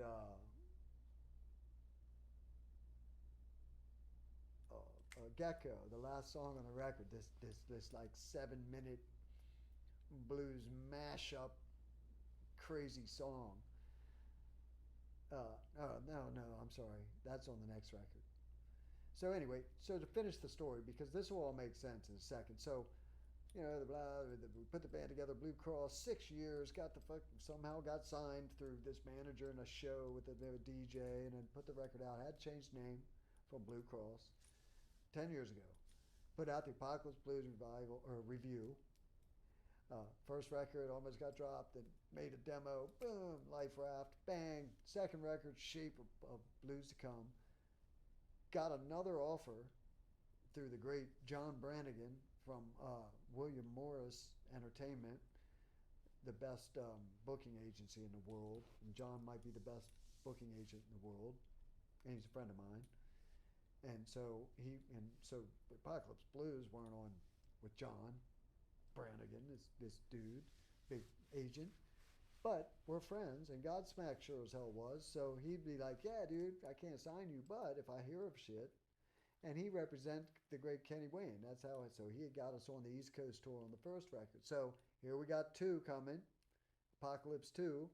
And I called Brandon again, hey man, just by chance, any Kenny Wayne action happening? We're about to drop a new record. And he goes, oh, by chance, West Coast tour, 10 shows happening, looking for a band. Want me to submit? I'm like, yeah, I sent the new record and all. And sure enough, because Kenny listens, he has to approve who's his opening band is. You're going to take a band, give them $1,000 a night or whatever. They approve it. And he approved us again. So I was so happy because I love Kenny Wayne Shepherd so much. And he is the blues, and he always has been as a kid. And it's in his veins, and no one plays like Kenny Wayne. And he wears his influence on his sleeve, and he's the real deal. And if you don't know Kenny Wayne Shepherd, you listen to Kenny Wayne Shepherd play the guitar. And that boy, I'm telling you, son, You gonna tell me? he's the real deal. And everything good? I'm still here. I'm on the air. You're on the Just air. talking to my friends like it ain't nobody's business. So anyway, I'm going to finish the story. We get the tour with Kenny Wayne. We go out to the West Coast. Super rad. Come back. Godsmack does another record. And I think it was 2018 or something. Yeah, we did the Legends Rise record. And that one, so perhaps it was 2017, that the kid rediscovered acid. And it was, I used to trip on acid when I was in my 20s, and my teens, all the way up through my 20s. And then by the time I went to California and joined Ugly Kid Joe, I quit tripping on acid because my dude Butane, rest in peace, another one I lost, Bob Butane, man, was my dealer, my acid guy. And acid's a man-made drug, unlike mushrooms that God made, or Mother Nature, whatever you so believe. But acid's a man-made drug, and there's some whack acid out there. And any kind of bad trips that you hear about or all that, that's from bad acid, not acid. And so Bob Butane had a Lodi, California connection, a Deadhead connection. So he got the real acid that was always clean and the good stuff that isn't, you don't have to worry about thinking you're Superman or some shit. And so when I moved and joined Ugly Kid Joe and went west, I lost touch with Bob Butane. And so don't think that, especially in the Amen years, but Ugly Kid too. Those were the party years for the kid. I'm talking drugs and alcohol. That's what we did, man. The stories are true about those rocker guys. And and so I didn't trust any acid. So don't think people didn't offer it to me over the years. And all. I literally turned down any acid. I tripped on some mushrooms over the years out there in California and God in Europe with Sonny and Tumor in Amen days, and we would do some drugs like that. But no acid in 20 years passed. And then I moved to Florida. The apocalypse happened. And next thing you know, played up in Winchester, Virginia at a bar, the Apocalypse Blues Review. And we were in an RV, by the way. That's how we do it. Save some money. And Butane shows up. And I'd seen Butane once in those 20 years, and he's also was a tattoo artist. And he's tattooed me, did my dead Kennedy's money cross. Or no, he did the flames around my dead Kennedy's In God We Trust Incorporated cross, by the way, which I love. But there he was, Butte. And I was like, Butte. And oh my God, come on my RV, dude. Let's catch up. And Butte had these blue eyes, man.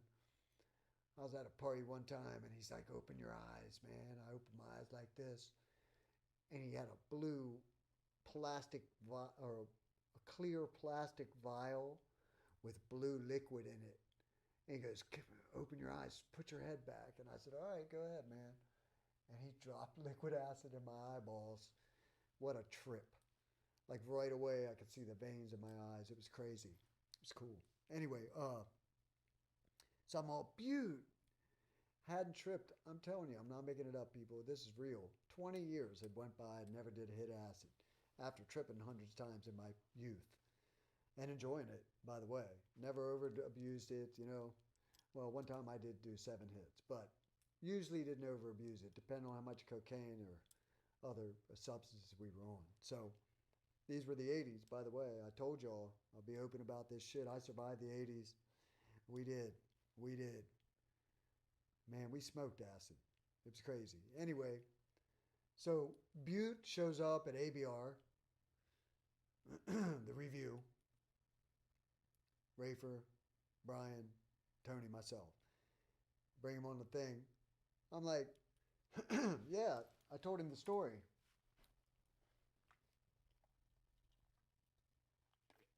Haven't tripped acid 20 years now, right?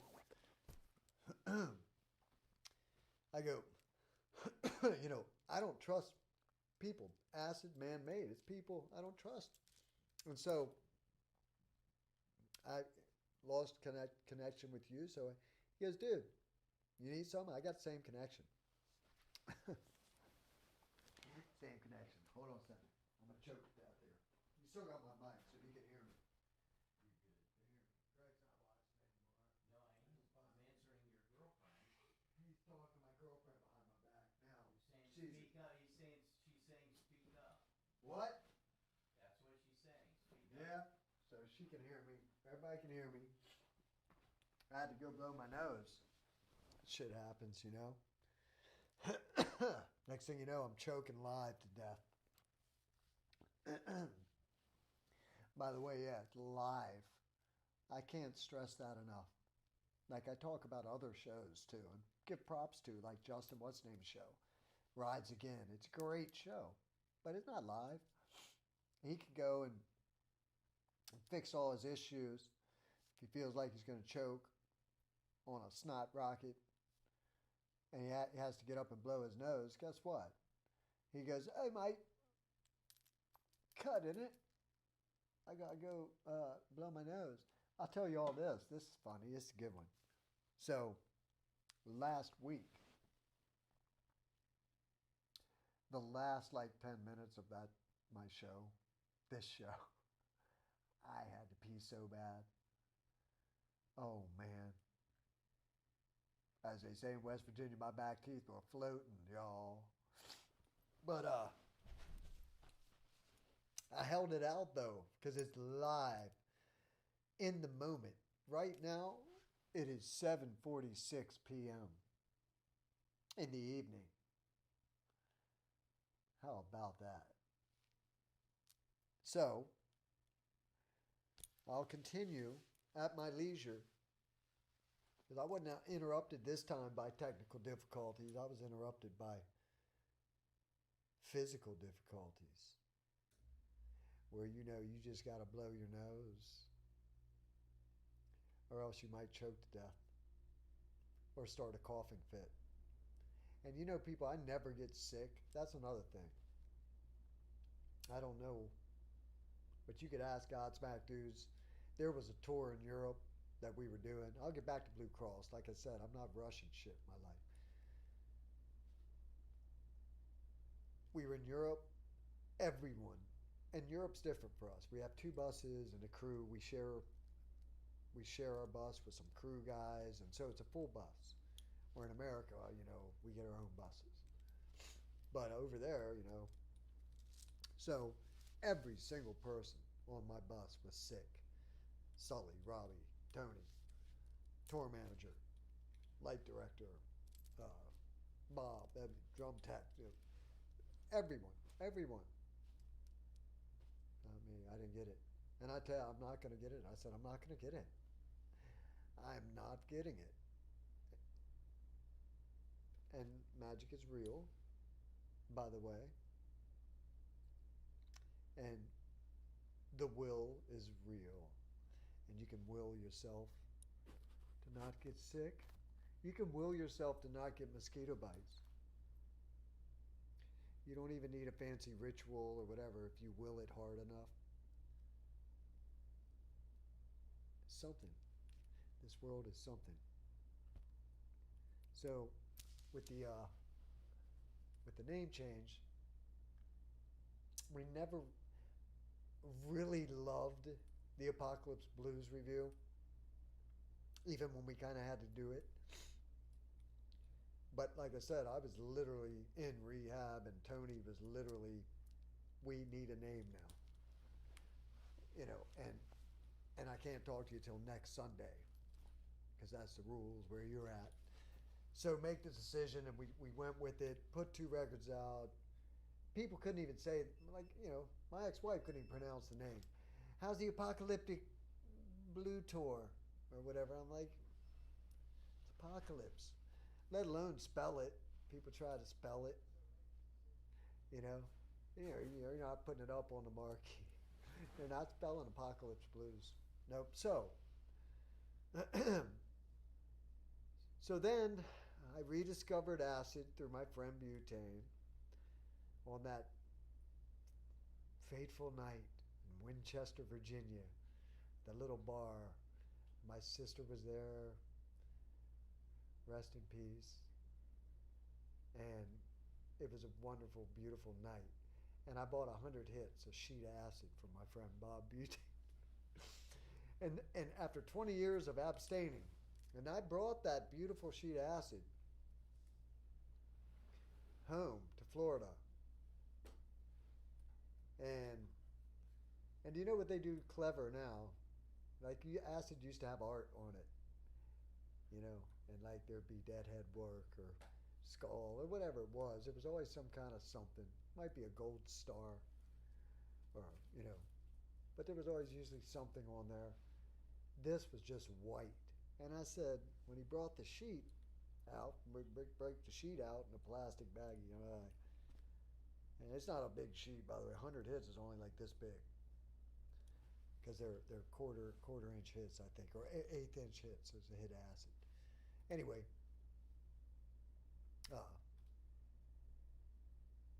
clean, no art, nothing on it. And I'm like, what? Why? That was part of the fun, you get the purple lion or whatever. The bubblegum and comics. He's like, man, he's like, and then I'm driving down the road, and I get pulled over by the cops, and they see the purple lions or whatever, gold stars or whatever. And then your mic on your shirt back Turn it on. The green light's not on. So now you can't hear me? I can't hear you very well. I turned my phone on and you're okay, but it wasn't green. Well. Here, you want to throw it to me because you sound the same. All right. What else? Let's see what we can do here. You sound the same. While I'm live on the air, by the way. We'll see. I'm getting comments. I have no clue if this camera, it appears charged.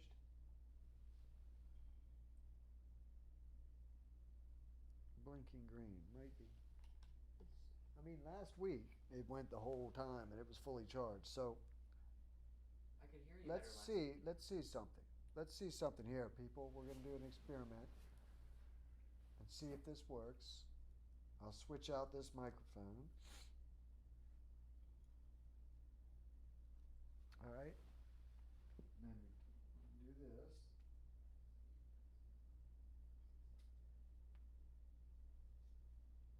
And we're going to go back in there.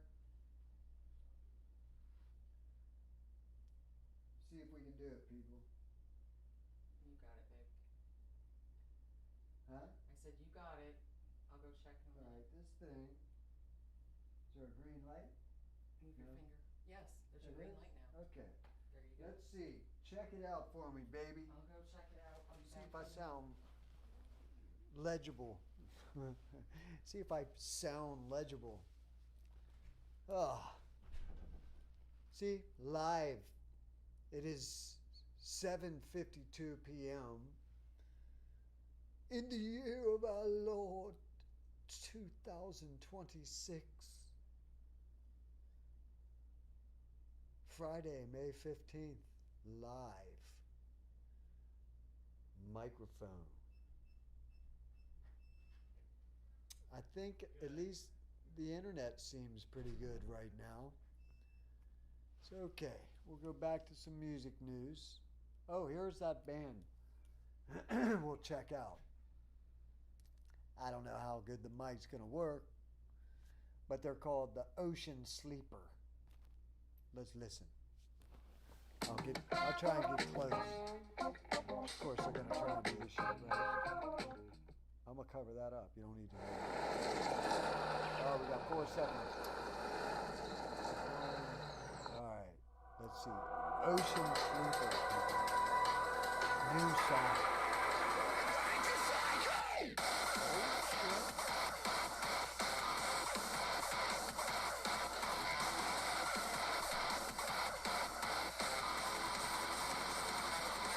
Good riff.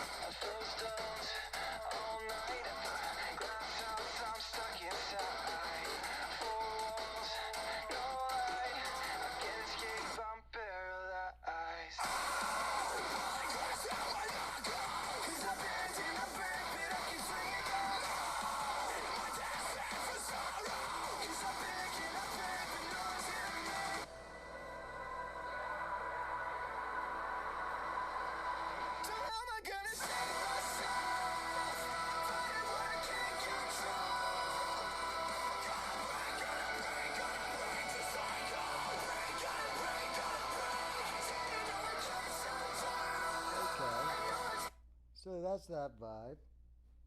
Yeah? Hey, how's the mic sound?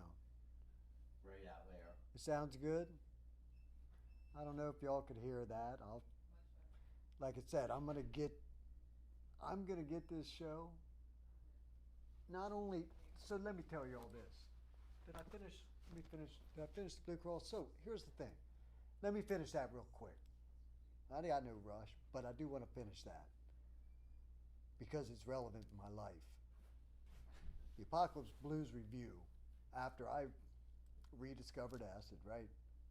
I started writing all these songs. Songs that weren't they weren't traditional blues anymore, that's for sure. And it started with open spaces. How's it looking, man? Yeah?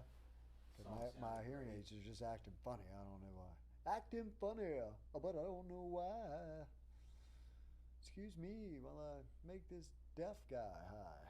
I don't know. So anyway, long story short, we never really liked the Apocalypse Blues review as a name. And then I start writing these really different songs that I couldn't picture Rafer singing. Even the key and just the trippy and the lyrics I was writing. And you know, Rafer has a style and he's stylistic and he writes a lot of lyrics. So, you know, and I am writing about these magical doorways that I'm opening and going into astral a actual storyline that made the record I was writing a concept record. And not that I wasn't like on drugs all the time. When I say I rediscovered acid, that's what happened. No, but what happened when I rediscovered LSD, it gave me an idea for creating this heavy psychedelic blues, right? And all this production and all these ideas started coming into my head about, and all the space blues, you can play really slow, and there's lots, and how to make the idea of this heavy blues band with these otherworldly lyrics that talked about the occult and far out subjects, you know, in a way that was a story that I'd had with a start and an ending for this concept record for the third Apocalypse Blues, right?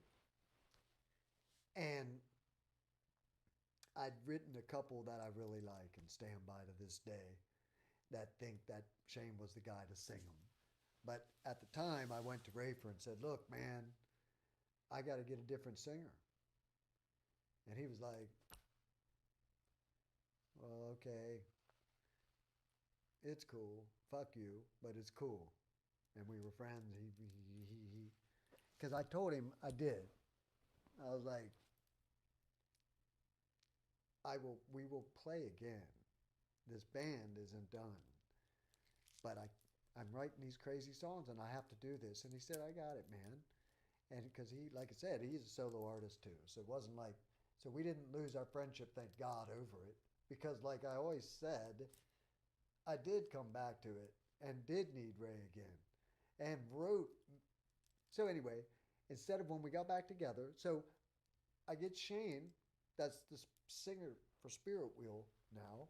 Spirit Wheel wasn't a band then. And so Shane came in and became the singer for the Apocalypse Blues review.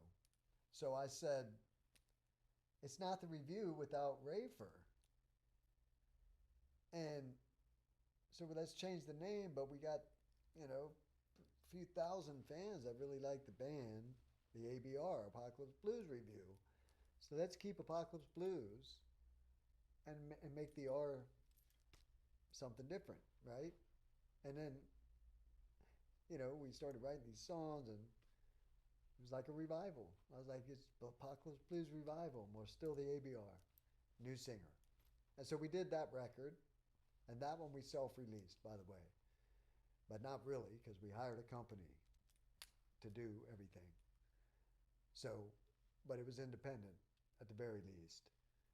And we put that record out. We did a car giveaway and tried to sell vinyls. And then some rich guy saved our ass from losing tens of thousands of dollars by buying all our records when a friend of our keyboard player. But sweet man helped us because we bought way too many vinyls thinking we could sell. But the truth is, that is a strange record. And you can definitely feel, the drugs had influence on the music and the production and the songs and this whole weird story. But it is what it is. It's called Psychedelic Heavy Blues, Apocalypse Blues Revival. Again, not to be confused with the Apocalypse Blues Review. Rafer, Tony, Brian, and myself. Apocalypse Blues Revival. Shane, Tony, Brian, and myself. So I was like, it's confusing. And so when we left the band Godsmack the year before last, Tony and I, at the end of the year before last, and had the idea, I was doing Spirit Wheel, which Tony's not in. He played I have different guitarists in Spirit Wheel. I don't have like a guitar player.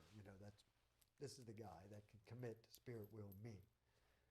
So I've used all these great guitar players. Terry Carter, you kidding me? Rambola, got Benny Goodman, Corey Peza. I got guys that are top-notch guys, and everyone knows that Spirit Wheel is my project. It's my band. It's my baby. I write the song, and everybody knows that's my band. I produce it. So that's my thing. It's not commercial. It's my thing. The blues thing, though, that's not my band. It's me, Tony, Brian, and Ray. Me, Tony, Brian, and Shane. And it's two bands. So the Blue Cross, which was the original name of Apocalypse Blues Review. See, now we're going to land a plane. We went back to our original name because I'm self-releasing, right? That's the idea. And so I thought, shit, it's been 10 years. 10 years since we had to change our name. So if the band that has that name still has the name, I'd never heard anything from them. They own the name, but I look. And there's no records out. They putting records out or have a scene or following now. So I don't even know if they're still together or care. But I was like, that's it. We're changing back to Blue Cross. So now Rafer, me, Tony, Brian are Blue Cross again. Now, our fans will love that because they all had to go through the whole, why'd they have to change their name, to this unspeakable, unspellable name. Anyway, right? So we did we got that Blue Cross record done, by the way, 5 songs, ready to be released as soon as we mix and master. But of course, I got to release some records first before it's time for the Blue Cross record. But it's coming. If anybody's watching this was a fan of the Apocalypse Blues Review, Revival. So the Revival, by the way, we are in studio right now doing that record. And that is a fun thing that is still Shane. So it's me, Tony, Brian, and Shane. Apocalypse Blues Revival. So the ABR survived. But Blue Cross came back with Rafer. And they're 2 different bands now. That the Blue Cross with Rafer has his tone, and it's more traditional, boogie blues, man. Where the Apocalypse goes into some, trippier territory. It's more psychedelic based, but it's still blues based, but it's heavier. We use our heavy blues for the Shane's Apocalypse Blues Revival. And so there it was. So all the confusion of, I got 5 bands, people. 4 of them I'm in. Spirit Wheel came out on my birthday, April 24th. It's really hard to get. If you want a cool trip, it's a great record. I stand by it. The production's fantastic, especially in headphones. Smoke a doober, listen to that record, you'll like it. If not, it's cool. It's hard to get. I'm going to re-release it someday. Second record, though, I'm doing another Animal, and I'm currently looking. I'm in negotiations, but that will be available to all of you, and it won't be 5 songs for $6, but it'll be available to everybody through iTunes and Spotify, and I'm working out a deal to make it happen, and I gotta jump back in the pond. Welcome to the machine. Back.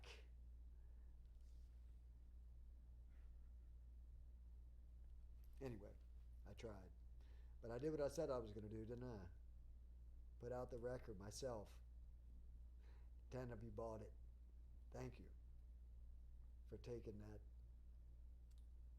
that journey to find a hard-to-get record. You know, I won't even go into the whole record store theory again when my sister happened to wait to go buy a record and then all that suspense and getting it. You finally got it and it's yours. It's not like the world's yet. You know, when you get that new band and you got a new record that you really dig and it's something that moves you, you know, and it's yours. And then like a year later, everybody has it and you still love it. It's great. It's a great record. Everybody wouldn't have it if it wasn't great. But now it's not yours anymore. You know, now everybody discovered it. Well, if you want to be brave, go and discover Spirit Wheel and take that trip, and then hopefully later people will like it and hear it. Let's look at more news. So we heard Ocean Sleeper, by the way. Let's critique it. I think it sounds like a punker version of what's happening at metal radio with bands like what's the one I keep talking about? Motionless in White. Motionless in White, which I think is very very creative music, and it's got all these elements of like earth-shatteringly heavy riffs and screamo vocals, and then all of a sudden you're in, I don't know, dance land and the singer sounds good and there's melody and harmony and it's almost pop or something, and then they go into a big Pantera part and it's Alex the fucking Terrible's in the house. It's wild now how it's like mashing genres together in this new heavy music. Metalcore, yeah. Falling in Reverse. I want to go and listen to them too, because I saw a couple videos, and I like their singer guy. He doesn't give a fuck. He's a punk rocker. I'm gonna call his ass out someday too, but I'm gonna critique his band first. I haven't heard him. I've except a video, and his voice was awesome. But I like him as a personality. I like him. He doesn't give a fuck. He probably hates me. Oh, he wouldn't know. Let's see what else we got in the headlines. I'm sorry, I don't know. Skid Row had a singer called Eric Gronwall. I just don't know. Never heard of him. See,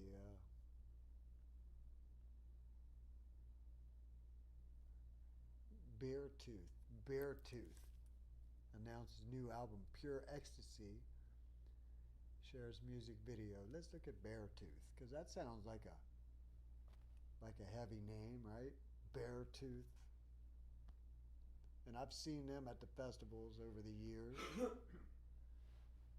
Frontman Caleb Shomo, pushing the group farther than ever before across 11 massive tracks that channel both chaos and clarity of hard-won personal growth. He dropped the album's opening title track where Shomo lays everything bare from the very first note. Pure Ecstasy. Directed by Zebulon Griffin.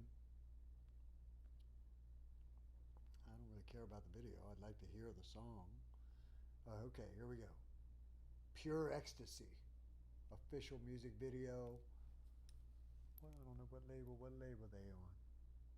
What they got? Huh. Oh. Oh, I think they're on Red Bull. Oh, they did it at NRG. I've done record at NRG. They're on what? I think it's Oh, it Red doesn't Bull matter. Records that Red Oh, Bull doesn't- Skylar. Let's Oh see. shit. Shaped early tracks. Meanwhile, working alongside Fish from Bring Me the Horizon, Poppy, and Architects. Cracked callum fully open, pushing a rawer examination than ever before. I better find the song. There it is. All right, we'll listen to it. Beartooth, pure ecstasy.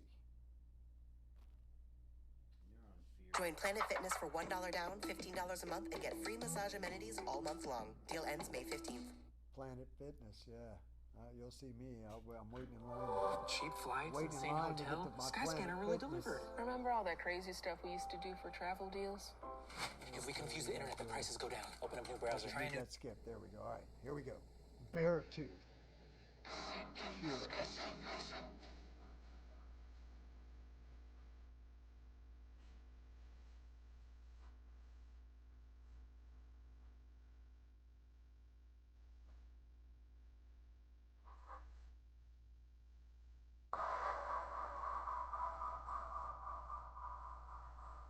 I didn't know that was going to happen. I couldn't trust that.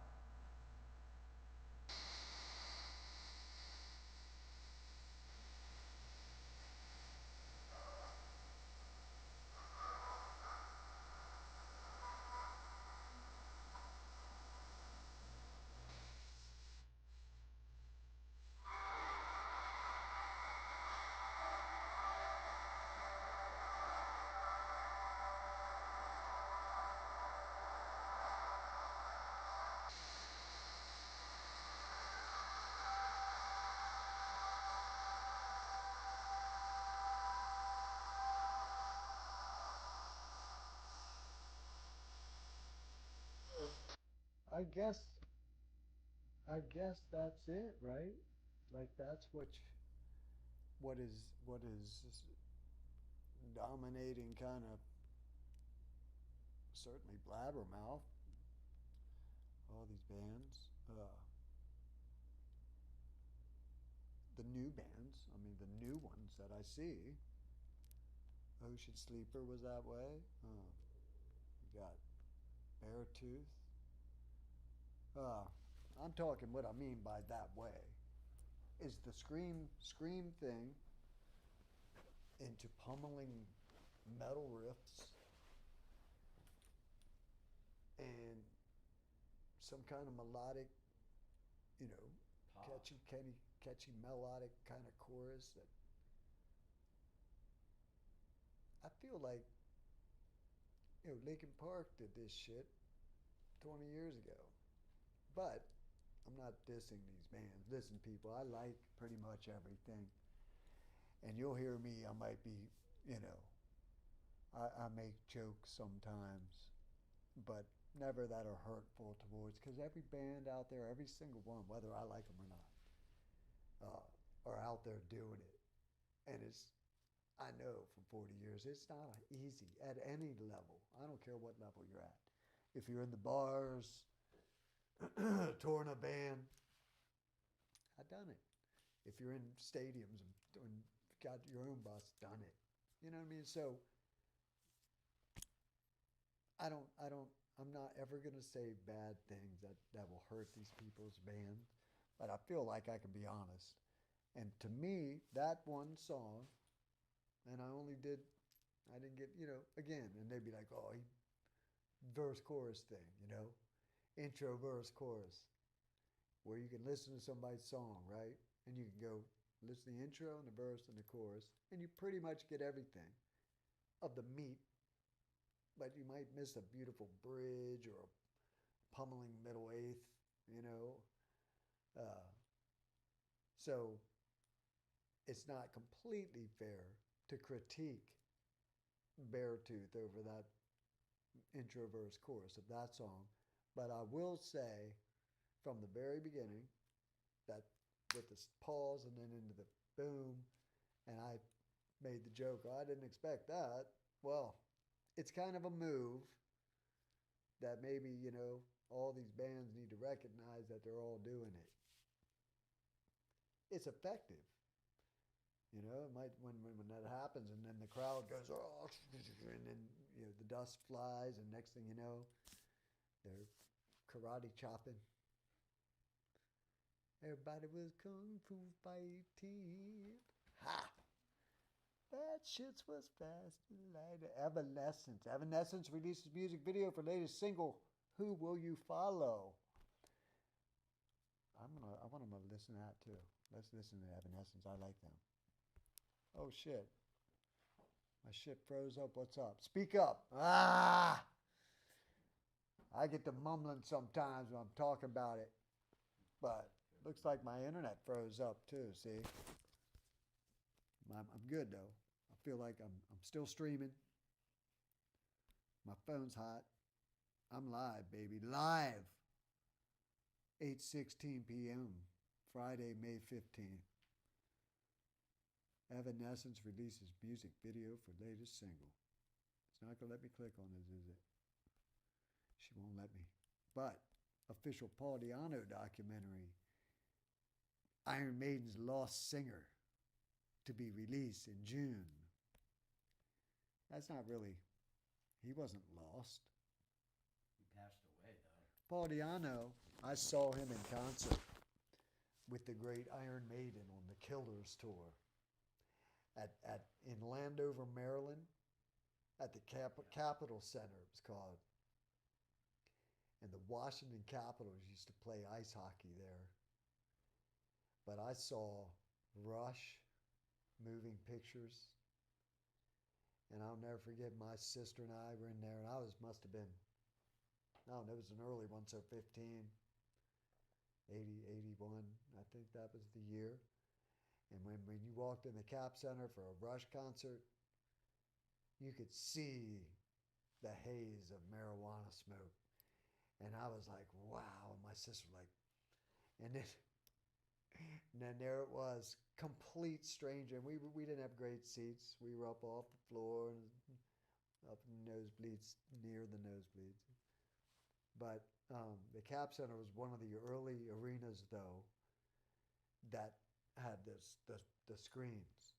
And I mean, literally, you can see some of the best footage of old bands that don't have lots of footage of them back in the day are from the Cap Center, and then the place in Houston that had these big, well, one of the early place now, every arena, you got the big screen cameras.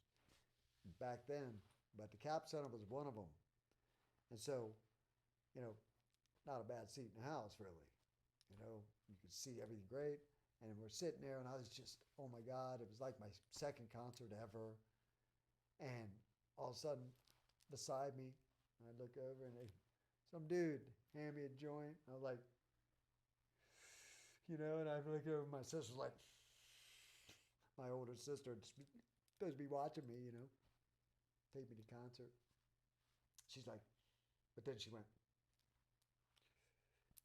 passed it on, you know what I mean? But back then, in a crowd, total strangers, joints going around in an arena in public. It's wild. But yeah, the next year, 1980, 82, and the Great Killers record came out.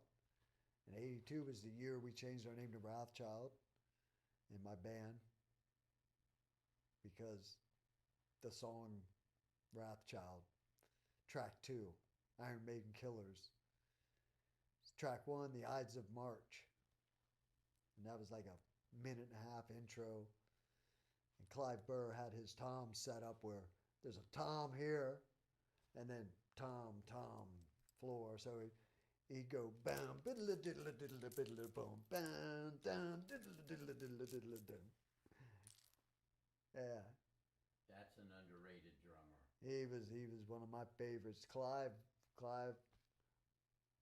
unbelievable right foot, and he just always had good hi-hat work and fills, and for a metal drummer, he was very, very like he had a sound, and I could tell his style. And that's hard to do as a drummer, to have your own style that's recognizable, like Filthy Animal Taylor had it. And Neil, I said I was going to talk about drummers, by the way. Yeah, what time is it? Yeah, I got plenty of time. See, I don't rush that shit. 8:20. So we got plenty of time. So, you know, I wanted to take that, gosh, almost an hour with other stories in the story of the ABR. We hit a couple news things, but I think I covered most of the news that anybody cares about. I do love me some Creator. They're back. Evanescence. I wanted to see her new song, but Primus. Primus does Holy Diver Oh, wow. from Dio. That'd be awesome. I hope all y'all love Primus. Who doesn't love Primus? Flat Earth, featuring former Him and Amorphous members, released new single. The single's called 1985. If I remember, that was a damn good year. Yes, sir. Who Here I met knows? you. Voivod, fucking what? End of Dormancy single, upcoming live album, Symphonique.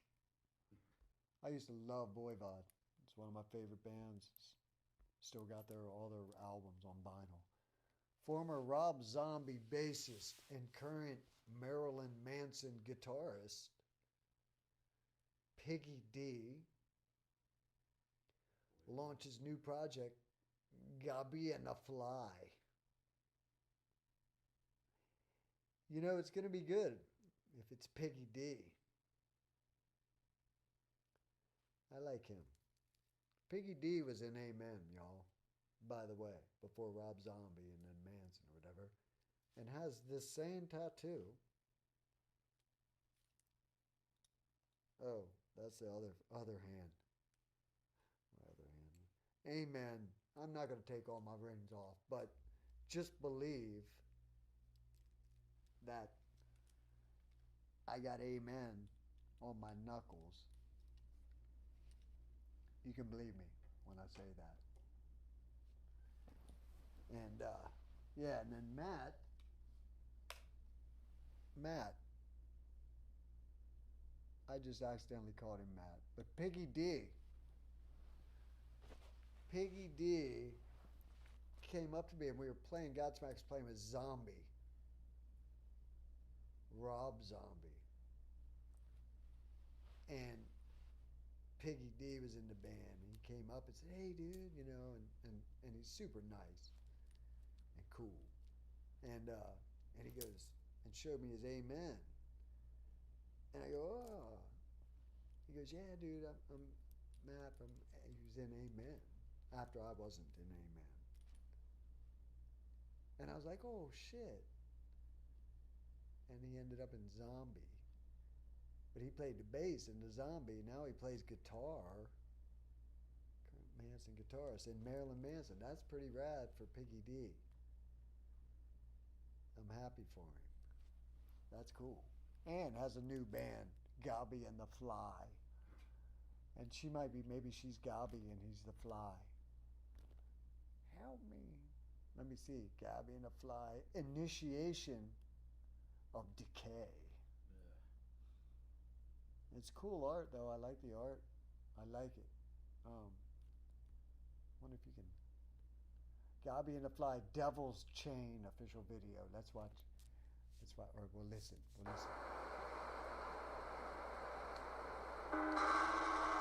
Devil's Chain, Gabi and the Fly, Piggy D.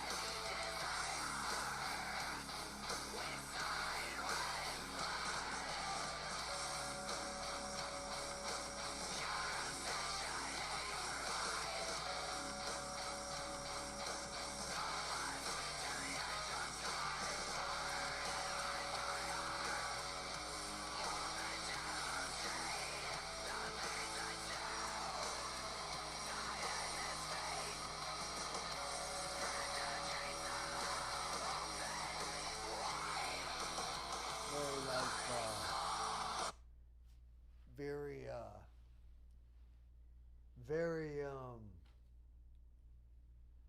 heavy, deathy, screamy, twangy, gnarly riff, heavy shit. Not what I expected. Old school, like Fear of God or something. Remember that band, Fear of God, Dawn Crosby? I played in that band. I did a European tour with that band, by the way. Fear of God, with Rob Michael on bass. God, what a tour that was. Anyway, Gabi and the Fly, Devil's Chain. That's some gnarly ass death metal. With groove, though. And the chick singer that reminds me of Dawn Crosby, Fear of God, who were brutal. Who'd have thought that dude? That's pretty rad. Congratulations, bro, if you ever see this. Yeah. Well, let's talk about something else. What was I going to do? Drummers. That's what I wanted to talk about today, and my friend Craig said, you should talk about drummers, dude. Why and, not? and made me a nice thing, and he had the baby picture of me or whatever, and had all he made that, my buddy Craig. And I said, that's a good idea. So, that's probably why Halk asked about Blondie's Clem Bird. So, and Sherry McLaughlin. Sherry McLaughlin. Hi, Sherry. And Frank, if you're watching. It's a long ass show. A lot of my friends are saying, like, I watch, I can get through, like, no one has 3 hours to sit down with me, in their life. I don't, right? I have been. I mean, yeah, everybody can just come here and we'll all just talk. Right. I'm trying to keep it, that's what I want it to feel like, But, and honestly though, I do have plans that are will make the show better, and for sure, I'll get in a little closer here, because for sure, I will get it to where, that's what I want to tell you guys. So my friend Maria McGinnis and her husband Zane Marshall has been a dear friend of mine too, who ran sound for Wild Child America.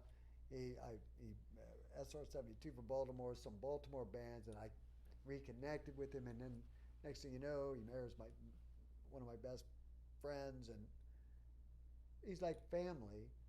And so he's an amazing IT guy, but specifically for sound. He's a great sound man too, but he's also that guy that can figure out anything electronic, and I can put. He will come here, by the way, and he didn't want to like bug me, or he knew I wanted to get it done myself or something, and didn't want to bug me. So he didn't call and say, hey man, I see you're having some problems with the show, I can help you. He didn't want to be that guy, I guess, and be a pain in my ass or something. And I talked to him yesterday. I'm like, oh my God, Zane, I will come visit me. Give me a couple days of your life. And he's like, dude, I will.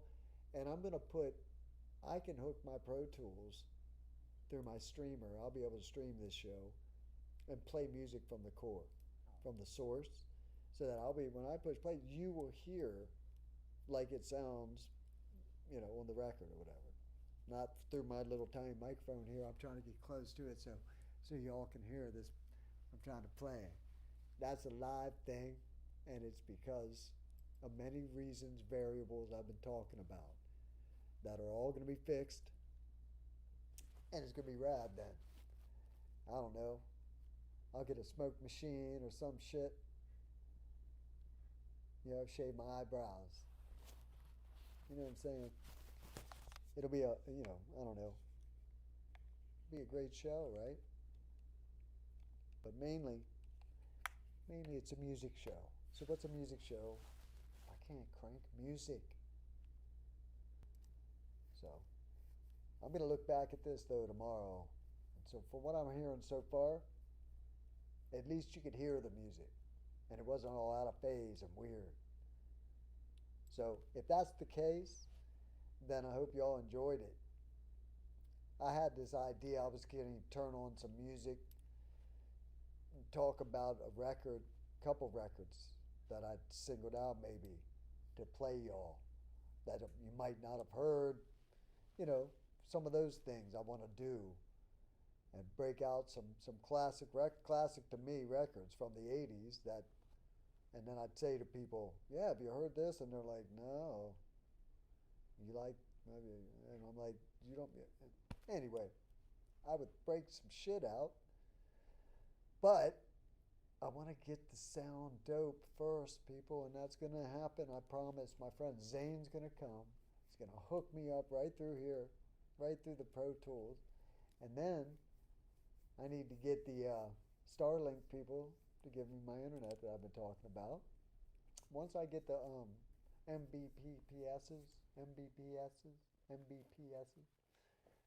Say that in Osborne. The power. The internet power. Infernal internet power. Yeah. But once I do that, y'all, it's over. The show will get twice as good just because of music. Period.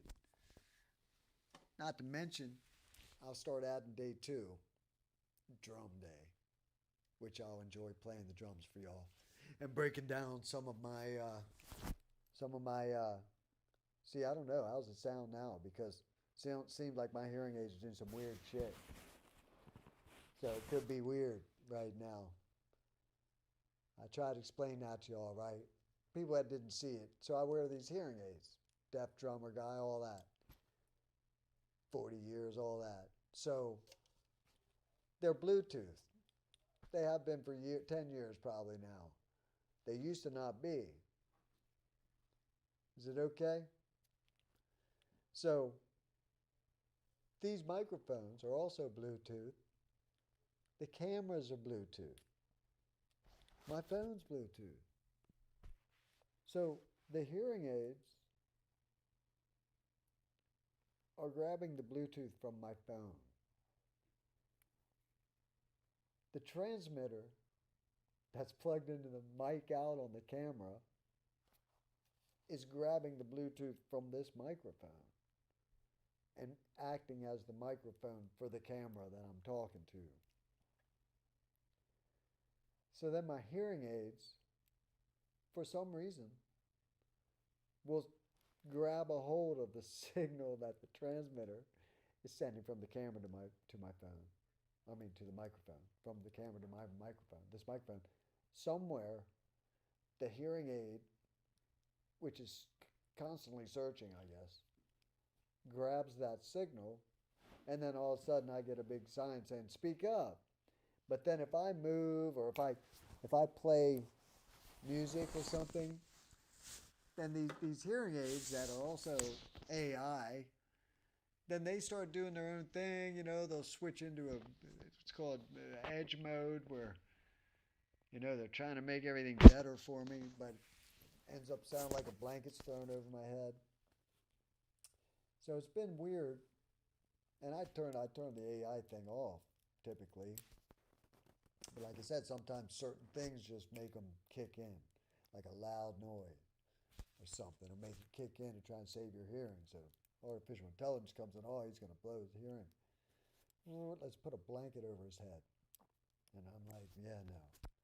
So there's an app and everything. So this week, unlike last week, and why you could hopefully hear me better than last week, much better, is because I disconnected these hearing aids from my phone. But they're still Bluetooth hearing aids. So my fear is that they're reaching out trying to steal the signal from my transmitter to my microphone. And so we'll see. We'll see. But we'll figure that part out, because if worst case scenario, and I got to be able to hear, right? It's like So, worst case scenario, I go and buy some cheap old hearing aids, the old school ones, like I used to have. I was 32 when I first got my first hearing aids. 32. That was like 2000, or no. Yeah. No. I'm horrible at math. It's in a math show. It's like 2000, yeah. 2000, or no, 1996 or something. I don't know. But yeah, I couldn't hear my daughter who was just born. So it was 27 years ago when I got my hearing aids, whatever that math is. And because I couldn't hear her in the crib. Took her home from the hospital, and she'd wake up in the night. And so as new parents, you'd take turns. And and we were in a one-bedroom apartment, so her crib was in the bedroom with us a foot away. And I couldn't hear it. And my ex-wife shake me. It's your turn, your turn. Shit cleaner. And I would go, oh, okay. And going, but I think, because I could hear her then. Once I was woken up, but not good enough. And I knew it. And I went to the doctor, and you've lost 60%. It was my left ear. That's my monitor ear in the clubs. The drummer, I'd put the monitor on the left side, boom. And then I was like 52% or something. This ear wasn't as bad. Still deaf. Legally, though, in the left ear, something. Ted Nugent's legally deaf in one of his ears, too, from going back and the feedback and putting his ear in the amp like that back in the day. So, small price to pay. But I'm paying for it now on this show with this damn hearing aid stealing all my shit. So, what I'm going to do is, I wanted to go hardwired, which would be like I thought a headphone jack out from the camera, but it's not working the way I thought it would. I was going to hardwire my in-ears that I wore on stage for all the years. They're the best sound things you've ever heard. John Hoff, JH Audio, they're called. They're like $2-3 grand for a pair of these, but they're professional, in-ear monitors, they're called. But when you listen to music on them, Beats ain't got shit on that. Like, I don't care what your favorite ear, those JH Audios, they have like, they're called triple, what's this? Oh, yeah, got a frog in my throat. No, they're called triple drivers. And these JH Audio in-ear monitors, y'all, I mean, these things are, they go in your ear. They're little, that big. And it sounds like it sounds like Kronos on Venom is on the bass. That's how good it is. And the high end, oh gosh. It's everything in between too. These things, like I said, if I could have went hardwired right in, I could have heard the spit in my mouth. That's how much you can hear an angel fart from 50 yards. Deep stuff. Deep stuff. So I think that on the drummer discussion, it would be a crime to not bring up who I feel is the most underrated drummer in the last decade. And that is Mark Giuliani from David Bowie's Black Star record. And I've been saying it for years. And so that's my biggest, favoriteest drummer. But to say he's my favorite drummer wouldn't be doing it a justice, because he played my favorite drums on my favorite album. but it's really the only work that I know from Mark Giuliani. But that said, that record, if that's the only record I ever could listen to forever, I'd be okay with that. On the old island thing where one record's all you get forever. I think Giuliani's drums on there, and of course David Bowie, to me, that record, that'd be my desert island record. But as drummer, Giuliani, and I gotta throw Anderson .Paak on the Silk Sonic record. That was years ago, I know. But still, if you people that love drums haven't listened to Silk Sonic's record, the whole record, Anderson .Paak. You know, and there's times where I'll be listening to something as a drummer and a passionate drummer all my life. And I'll be listening to something going, oh man, I would have, you know what I mean? Like, as a musician, you're like, oh, I'd have killed that. You know, but when I hear Anderson .Paak play, I never think that. He does everything I would have thought of. Like, oh, every time, oh, you know, throughout that whole record. Anyway, Anderson .Paak. And then, who else was really impressive this year? Or not just this year, forever. If we're talking like the pictures you put up, of course you got, you know, Bonham, Pert. Of course. And those were the first two for me.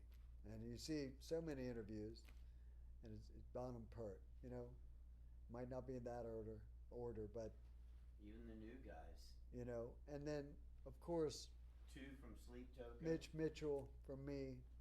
Keith Moon was first. And then I discovered Hendrix and Mitch Mitchell. And Keith Moon, though, my first Who record was The Who Live at Leeds.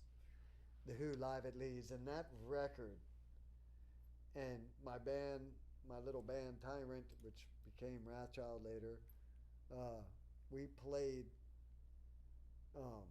My Generation, of course, and attempted all kinds of Who songs. And it was really hard for this 8-year-old kid to try and learn The Who. Different hard than trying to learn 2112. It was just different hard. But so Keith Moon has to be up in there in the, you know, if we're talking my favorites. So we got Pert, Bonham, Moon, Mitchell. If you like chaos drumming that holds something like the Experience was, Jimi Hendrix Experience, Noel Redding would sometimes hold the beat, you know, while Jimmy was soloing, and so was Mitch Mitchell. Oh, yeah. You know, basically soloing. And the bass would lock that thing down, and it was something you can't really replicate. You just try and get the feel, you know. And that's what Mitch Mitchell was the feel. And because the band was way different once Buddy Cox came in and the Experience wasn't the Experience anymore, it was a different thing. Buddy Cox was cool, and his drum grooves were amazing, actually. But it wasn't controlled chaos anymore. And that's what I really liked about both Keith Moon and Mitch Mitchell as my top 10 for sure. And I said it earlier, Stuart Copeland, man, just trying to play his different grooves, different vibes, always original in these pop songs, and he'd have these aggressive sounding fills and just off timing signature hi-hat and snare hits that were like blasts, and it was amazing. To this day is still amazing, Stuart Copeland. And then came a different era, and Lars Ulrich came into my life, and I got the No Life Till Leather demo. like 82 or something, 81, 82, 83. Metallica's demo, Mustaine and Govney on it. I had that as a youngster. And his drumming, it was the fastest shit ever. Like in metal that I'd ever heard, it was faster than Motorhead. And that demo, it had Four Horsemen, Ride the Light, or Hit the Lights. And then Hit the Lights then came out on Brian Slagle's Metal Blade compilation record. And then came Kill 'Em All, and that was life changer for me. And then even a bigger life changer came along, which was Slayer. And it wasn't even, Dave didn't even have a double bass yet. That first Slayer record, boy, they just upped it, the speed and intensity. And then throw in the satanic factor, and he's singing about black magic and shit. And Slayer really changed me. Drummer, Dave Lombardo. And so it was Lars and Dave to me at that point. And then they kind of went for it, because Metallica come out with and Ride the Lightning and Fight Fire with Fire, the first song on that, was a vicious lesson in double bass. Up into that point, you had, Motorhead, of course, with Overkill, and then you had like Accept, Fast as a Shark, these double bass, relentless double bass songs. But you didn't have anything like Ride the Lightning yet. There was nothing like that yet. And Lars did it. Why does he get so much But then crap? Dave Lombardo came out, and Dave Lombardo got a double bass, added a second kick drum, and then they released Hell Awaits. And then you understood, okay, he's special on those kick drums. And then, of course, their third record, he showed the world how to really make a crowd scream over just two kick drums and doing a nice roll there. But yeah, I worshipped both of those guys in that era. And, after the new wave thing, then it was. Chris Houck, my friend, mentions Clem Burke. My thing was I loved Missing Persons, and they had Terry Bozzio, the great Terry Bozzio.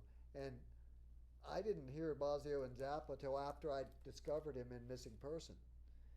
And he did this up and down thing where, I'll show you what I mean by up and down. So, like, they had a song called Mental Hopscotch. And it went, mental hopscotch. So he's going, doom bat doo doo doo doo doo bat boom bat doo doo bat doo doo doo. And then he'd do a fill and into the bridge, and it went, so imagine doom bat doo doo doo. So up and down. Digga digga booga, digga digga digga booga. But he would hit his cymbals with it, with the kick drums. So, and then done at speed, it was then he got, so and then he did all kind of other cool shit. But that's the first time I heard double bass used that wasn't just metal double bass, and it was a new wave group. And the chick had big tits, too. I was like, oh, my God. Turns out it was his wife, of course. But I was like, look at her. And nobody walks in L.A. No, you don't have to walk, baby. I'll pick you up in L.A. Her name was Dale, I think. Dale Bozzio. Duh. And there you go. I thought I was hoping it was his sister. I was like, man, I'm going to get out to L.A. and get on this Dale Bozzio. But then turns out, but boy, he changed my life. That was something. I was like, geez, this dude. Because then, once I knew, and it's not like the internet. Like, you can't go on the internet and say, oh, Terry Bozzio, and it goes to Frank Zappa. So, but later, my bro Madman, a singer in one of my bands, RC, Ripped Clit, it was a blast band. We had a couple of records out, by the way. Self-made, 45. How Now Brown Cow. The Brown Cow EP. We had like 10 to 12 songs, I can't remember, but it was a 45. And we were grindcore, ripped clit. That's I have it tattooed on my arm, believe it or not, right there, RC. But you can't really see it anymore because I didn't do the thing where a lot of the musicians do and people do in general, and there's nothing wrong with it. But getting like lots of ink all at once and just like, and the good part about it is then you can like plan your whole sleeve like out, so they always look really good. But it becomes it's a one event thing then. It might take you 3, 4, you get a whole sleeve. It might take you 2 or maybe 3 settings or whatever it is, depending on how intricate the work is. But it's still a one event in your life thing. And tattooing to me, getting tattoos all over the world over 4 decades, each one was a memory, but was an event in my life. You're getting something permanent too, so it's an event, and you have to, well, hopefully you think good and hard about what your next tattoo is going to be, and you have a clue. Because I do admit to some shitty tattoos over the years that I got, that I didn't have an idea, and just ended up with friends in a tattoo parlor in a city somewhere. And this guy has an idea. Oh, I'm going to get the whatever, Zeppelin Zoso or whatever. And then I'm just happen to be there with 4, maybe 5 Jack and Cokes in me. Next thing I know, I got a hanging cock on my leg. Yeah. But I want to talk about tattoos sometime.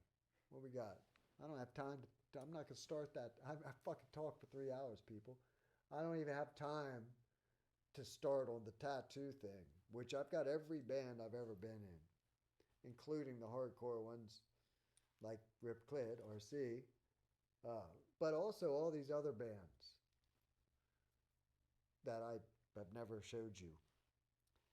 I did show you today, though. I happened to mention, you guys know Dead Kennedys, right? I hope you do. But they had an album called In God We Trust, Inc., which is abbreviated Incorporated, right? And so on the cross, I could come in on this. Maybe you'll be able to see it. I doubt it in this light. Oh no, I think you will. Let's come in here. And I'll do the gross tattoo guy thing. I'll spit on my, not spit, but I'll lick my fingers. And then it's an old school tattoo thing. All my tattooed brothers will understand. Oh, that's as close as I get. All right. Let's see here. All right. I'm over myself. Licking myself. Ah. Yeah, see. You can't see it, but I maybe can get closer. I'll get closer for you. Because it's a good one. It's a good one. It even kind of stood the test of time. Nope, I'll never be able to do that, people. So what I'll do instead is come out. Instead, I'm going to have a tattoo day on this show. Because all my tattoos are also, most of them are musically influenced, i.e. a Dead Kennedys album cover that I was going to get in close and show you. Oh, look at that. So, that was some bad camera work, Shannon, I know. So anyway, the cross itself looks like it's made from dollar bills. And there's the Christ is on the cross of dollar bills in gold. And now there's also a barcode at the top with the number 666 in the barcode. And but Jello Biafra, by the way, I hope he's well. He had a stroke. I saw. And I was like, damn. He needs to settle down, man. He's still railing and ranting and raving and railing against the machine. That part was real. Whether I agree with his politics or not, I could say that he just hates every president, every government, and more power to him. Because when I was a kid in 1981, and I discovered dead Kennedys, I had no clue about politics, you know. My dad voted, my mom, and they'd watch the debates, and that was the boringest shit ever in the whole planet to me. Until Jello Biafra started singing about, you know, Popot and, you know, all these Jerry Brown, you're going to be the president, and all these songs, California Morales, and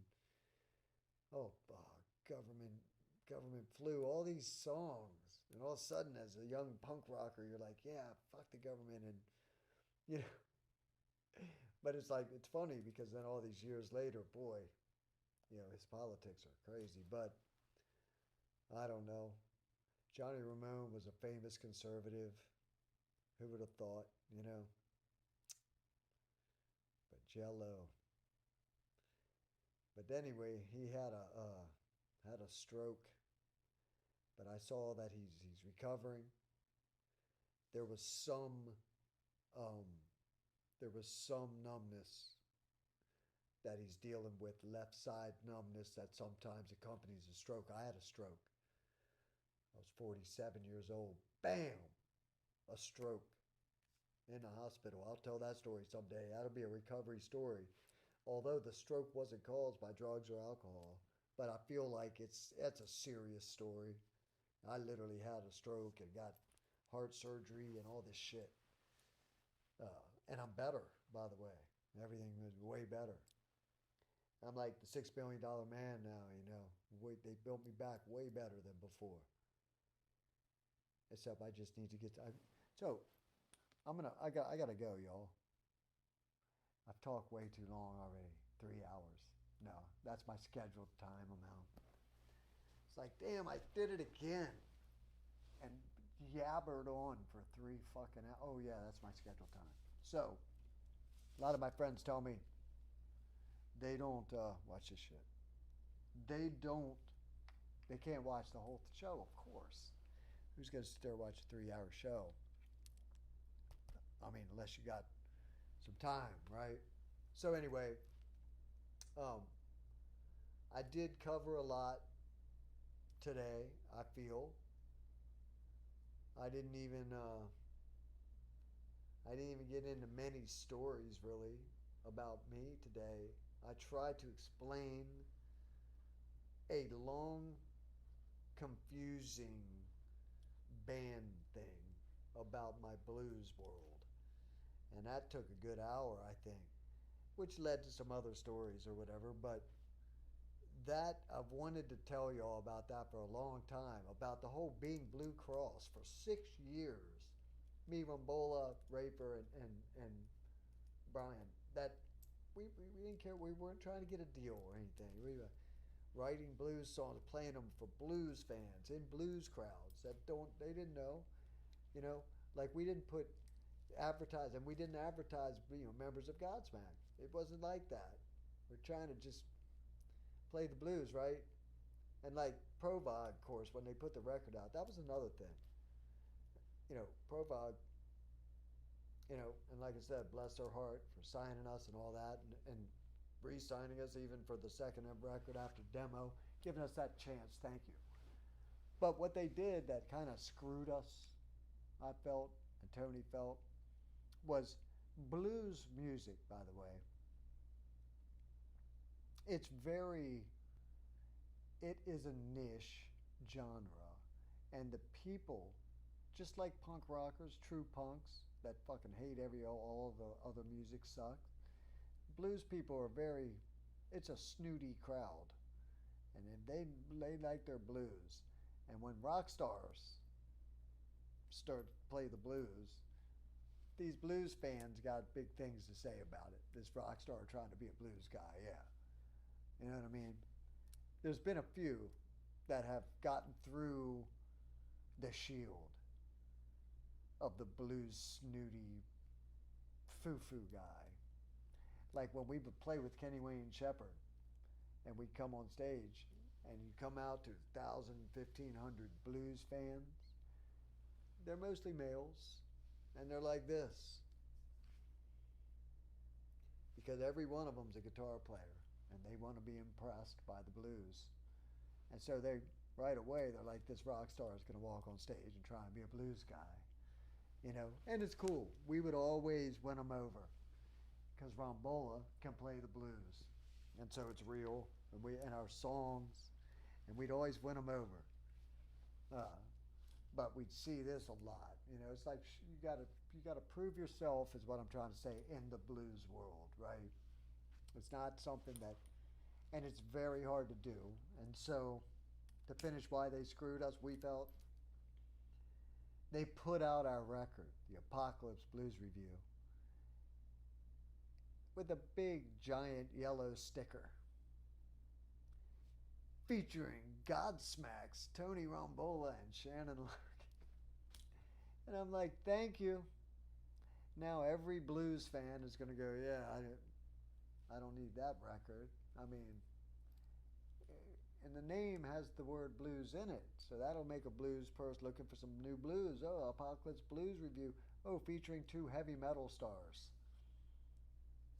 Right? And so we knew that, but if you know the blues world, like I have friends that play the blues and everybody knows it's a club.